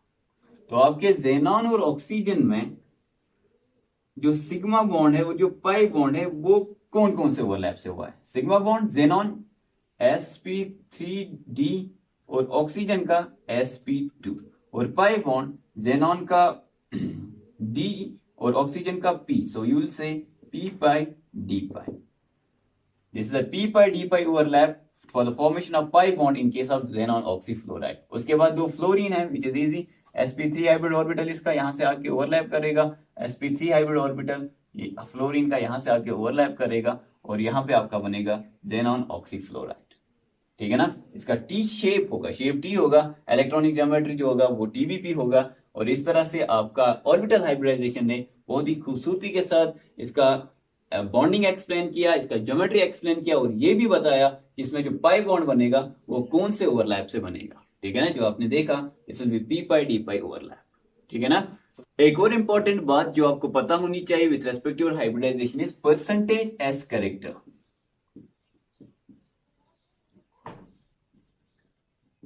आपके हाइब्रिड ऑर्बिटल का एस कैरेक्टर कितना है, because greater is the s character of an orbital, higher is the electronegativity of the atom. ठीक है ना, देखिए हम sp2 और sp3 में ऑर्बिटल्स का एस कैरेक्टर देखेंगे। sp के केस में देखो एस कैरेक्टर कितना होगा, टोटल ऑर्बिटल्स कितने हैं जिनका हाइब्रिडाइजेशन हुआ है या जिनका इंटरमिक्सिंग हुआ है, वो 2 हैं, उनमें से एक एस है, so it will be 1/2 into 100%. This is equal to 2 ones are 250 are 50%. आपके sp हाइब्रिड ऑर्बिटल में s कैरेक्टर कितना है 50%। sp2 टोटल कितने हैं, s कितना है सिर्फ एक, टोटल कितने हैं s1 p के 2 टोटल 3 है, 1/3 into 100%। 100 divided by 3 is 33.3, तो ये हो गया 33.3%। This is the percentage s character in sp2 hybrid orbital. sp3 hybrid orbital में s कितना है एक, टोटल कितना है 3 और 1 4, 1/4 मल्टीप्लाइड बाय 100%, तो ये कितना हो जाएगा, this comes equal to 4 1s are 4 25s are 25%। तो sp3 के केस में आपका जो s कैरेक्टर है वो 25% है, sp2 में 33.3% है और sp में सबसे ज्यादा 50%। अब एक बात आपको याद रखनी है, percentage s character is directly proportional to electronegativity. Electronegativity आपको पता होगा कि ये काफी फैक्टर्स पे डिपेंड करता है, जैसे कि चार्ज हो गया, ऑक्सीडेशन स्टेट हो गया, वैसे ही एस कैरेक्टर एक फैक्टर है जिसपे आपका इलेक्ट्रोनेगेटिविटी डिपेंड करता है। ठीक है ना, जितना एस कैरेक्टर ज्यादा होगा उतनी इलेक्ट्रोनेगेटिविटी ज्यादा होगी। फॉर एग्जाम्पल अगर आप केस ऑफ कार्बन लेंगे, carbon in case of alkynes for example, इसका हाइब्रिडाइजेशन क्या होगा, देखो पहले हम निकाल ही लेते हैं इसको डायरेक्टली। इस कार्बन को देखिए, इस कार्बन के पास सराउंडिंग एटम्स कितने हैं, 2 है, यहां से एक कार्बन है, यहां से एक हाइड्रोजन है। ठीक है ना, या फिर आप ये बोल सकते हो स्टीरिक नंबर क्या है इस कार्बन का 2 है। जब स्टीरिक नंबर इस कार्बन का 2 है तो कितने हाइब्रिड ऑर्बिटल चाहिए 2, तो कौन सा हाइब्रिडाइजेशन होगा sp। तो इसमें जो इलेक्ट्रोनेगेटिविटी है इस कार्बन की it is around 3.3 on polling scale. अगर आप sp2 हाइब्रिडाइज्ड कार्बन देखेंगे, जैसे कि आपके अल्कीन्स में ये आपका इथीन है, यहां पे हम अगर आपसे कोई पूछेगा हाइब्रिडाइजेशन निकालिए, देखो ये कार्बन है, ठीक है ना, स्टीरिक नंबर कितना है 1 2 3, या सराउंडिंग एटम्स कितने हैं 1 2 और 3, तो कितने हाइब्रिड ऑर्बिटल चाहिए 3, कौन सा हाइब्रिडाइजेशन होगा sp2, तो ये sp2 हाइब्रिडाइज्ड ऑर्बिटल है। इसमें जो इलेक्ट्रोनेगेटिविटी है इट्स अराउंड 2.75। तो आप देख सकते हो कि s कैरेक्टर 50% होगा तो हाइब्रिडाइजेशन 3.3 था, वो s कैरेक्टर 33.3% हो गया तो इलेक्ट्रोनेगेटिविटी कम होके 2.75 हो गया ऑन द पोलिंग स्केल। और अगर आप सिंपल अल्केन्स में देखेंगे जहां पर hybridisation of carbon is sp3, यहां पे जो इसकी इलेक्ट्रोनेगेटिविटी होती है इट इज 2.55। तो आप देख सकते हो कि s कैरेक्टर जितना ज्यादा होगा इलेक्ट्रोनेगेटिविटी उतनी ही ज्यादा होगी। और इलेक्ट्रोनेगेटिविटी जो होती है it's one of the very important atomic properties of an element जिसपे इसकी केमिकल प्रॉपर्टीज डिपेंड करती हैं। ठीक है ना, तो यहां पे हमने क्या सीखा कि एस कैरेक्टर जितना ज्यादा होगा इलेक्ट्रोनेगेटिविटी उतनी ही ज्यादा होगी। ठीक है ना, sp में एस कैरेक्टर 50% होता है, sp2 में 33.3%, sp3 में 25%। ठीक है, अब एक क्वेश्चन आप लिखिए, ये आपके पास क्वेश्चन है, एक हाइपोथेटिकल ऑर्गेनिक मॉलिक्यूल उसने दिया है और पूछ रहा है कि इसमें जो 3 नाइट्रोजन एटम्स हैं जिसको इसने डिजिग्नेट किया है by n n dash and n double dash, इनमें इलेक्ट्रोनेगेटिविटी का ऑर्डर क्या होगा, यानी कि किसकी इलेक्ट्रोनेगेटिविटी सबसे ज्यादा होगी और किसकी इलेक्ट्रोनेगेटिविटी सबसे कम होगी। तो सिंपल एक तरीका है इसका, वो क्या है कि इनकी हाइब्रिडाइजेशन निकालेंगे जिसका एस करेक्टर ज्यादा होगा, जैसे कि जिसमें एसपी हाइब्रिडाइजेशन होगा उसका एस करेक्टर 50% है, एस करेक्टर ज्यादा है, उसमें सबसे ज्यादा इलेक्ट्रोनेगेटिविटी होगी। तो पहला काम क्या करेंगे, तीनों नाइट्रोजन एटम्स की हम हाइब्रिडाइजेशन निकालेंगे। देखिए ये नाइट्रोजन एटम का स्टीरिक नंबर क्या है, 1 2 3 4। स्टीरिक नंबर 4 हाइब्रिडाइजेशन, कितने हाइब्रिड ऑर्बिटल्स का रिक्वायरमेंट है, 4। जब 4 हाइब्रिड ऑर्बिटल्स का रिक्वायरमेंट है तो ऑब्वियसली इसमें जो हाइब्रिडाइजेशन होगा दैट विल बी sp3, और इसमें कितना एस करेक्टर होता है, 25%। ठीक है, ओके। अब इसको देखिए आप, इसमें स्टीरिक नंबर देखिए, एक लोन पेयर है, 2 सराउंडिंग एटम्स है, तो टोटल इसका स्टीरिक नंबर कितना हो गया, 3। टोटल हाइब्रिड ऑर्बिटल्स का रिक्वायरमेंट कितना है, 3 हाइब्रिड ऑर्बिटल चाहिए, तो कौन सा हाइब्रिडाइजेशन होगा इसका, sp2। और कितना एस करेक्टर है sp2 में, 33.3%। अब लास्ट वाला ये है, इसका स्टीरिक नंबर 2, 2 सराउंडिंग एटम्स है, कोई लोन पेयर नहीं है, ठीक है ना। तो इसमें जो हाइब्रिडाइजेशन होगा वो कितना है, sp, और कितना एस करेक्टर है, 50%।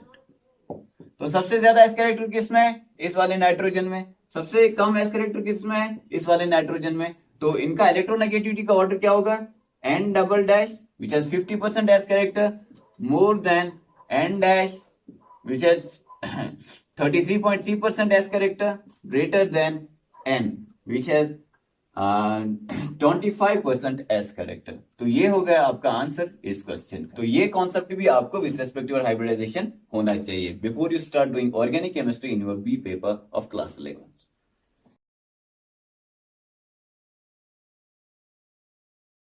So this was the discussion on orbital hybridization। अगर आपको किसी molecule which does not include a d block central atom, ठीक है ना, उसके लिए कोऑर्डिनेशन कंपाउंड्स में अलग से पढ़ना है valence bond theory for coordination compounds, ठीक है ना, वो वहां पे अलग कॉन्सेप्ट है, ठीक है ना। ऐसे ही वो सब है लेकिन थोड़ा सा वहां पे डिफरेंट है, वो वहां पे देखेंगे क्या डिफरेंट चीजें हैं और क्या सिमिलर चीजें हैं। लेकिन आपके मेन ग्रुप एलिमेंट्स के लिए अगर किसी भी चीज का हाइब्रिडाइजेशन आपसे पूछा जाए, you should be able to answer and you should also be able to explain geometry. I hope you understood the concept. अगर आपको किसी भी मॉलिक्यूल में कोई भी परेशानी आ रही है समझने में, then do let me know in the comment box. We will do that for you in a separate lecture or we can upload it on our Facebook page जहां से आप इसको देख सकते हो। Next lecture of hours will be the last lecture of valence bond theory, जहां पर हम वैलेंस बॉन्ड थ्योरी का एक और इंपॉर्टेंट कॉन्सेप्ट इंट्रोड्यूस करेंगे which goes by the name of resonance, ठीक है ना। रेजोनेंस और ऑर्बिटल हाइब्रिडाइजेशन ये दोनों वैलेंस बॉन्ड थ्योरी के कॉन्सेप्ट्स हैं। रेजोनेंस अभी हमारा रह गया जिसको हम अपने नेक्स्ट लेक्चर में डिस्कस करेंगे। Till then have a nice day and thanks for watching.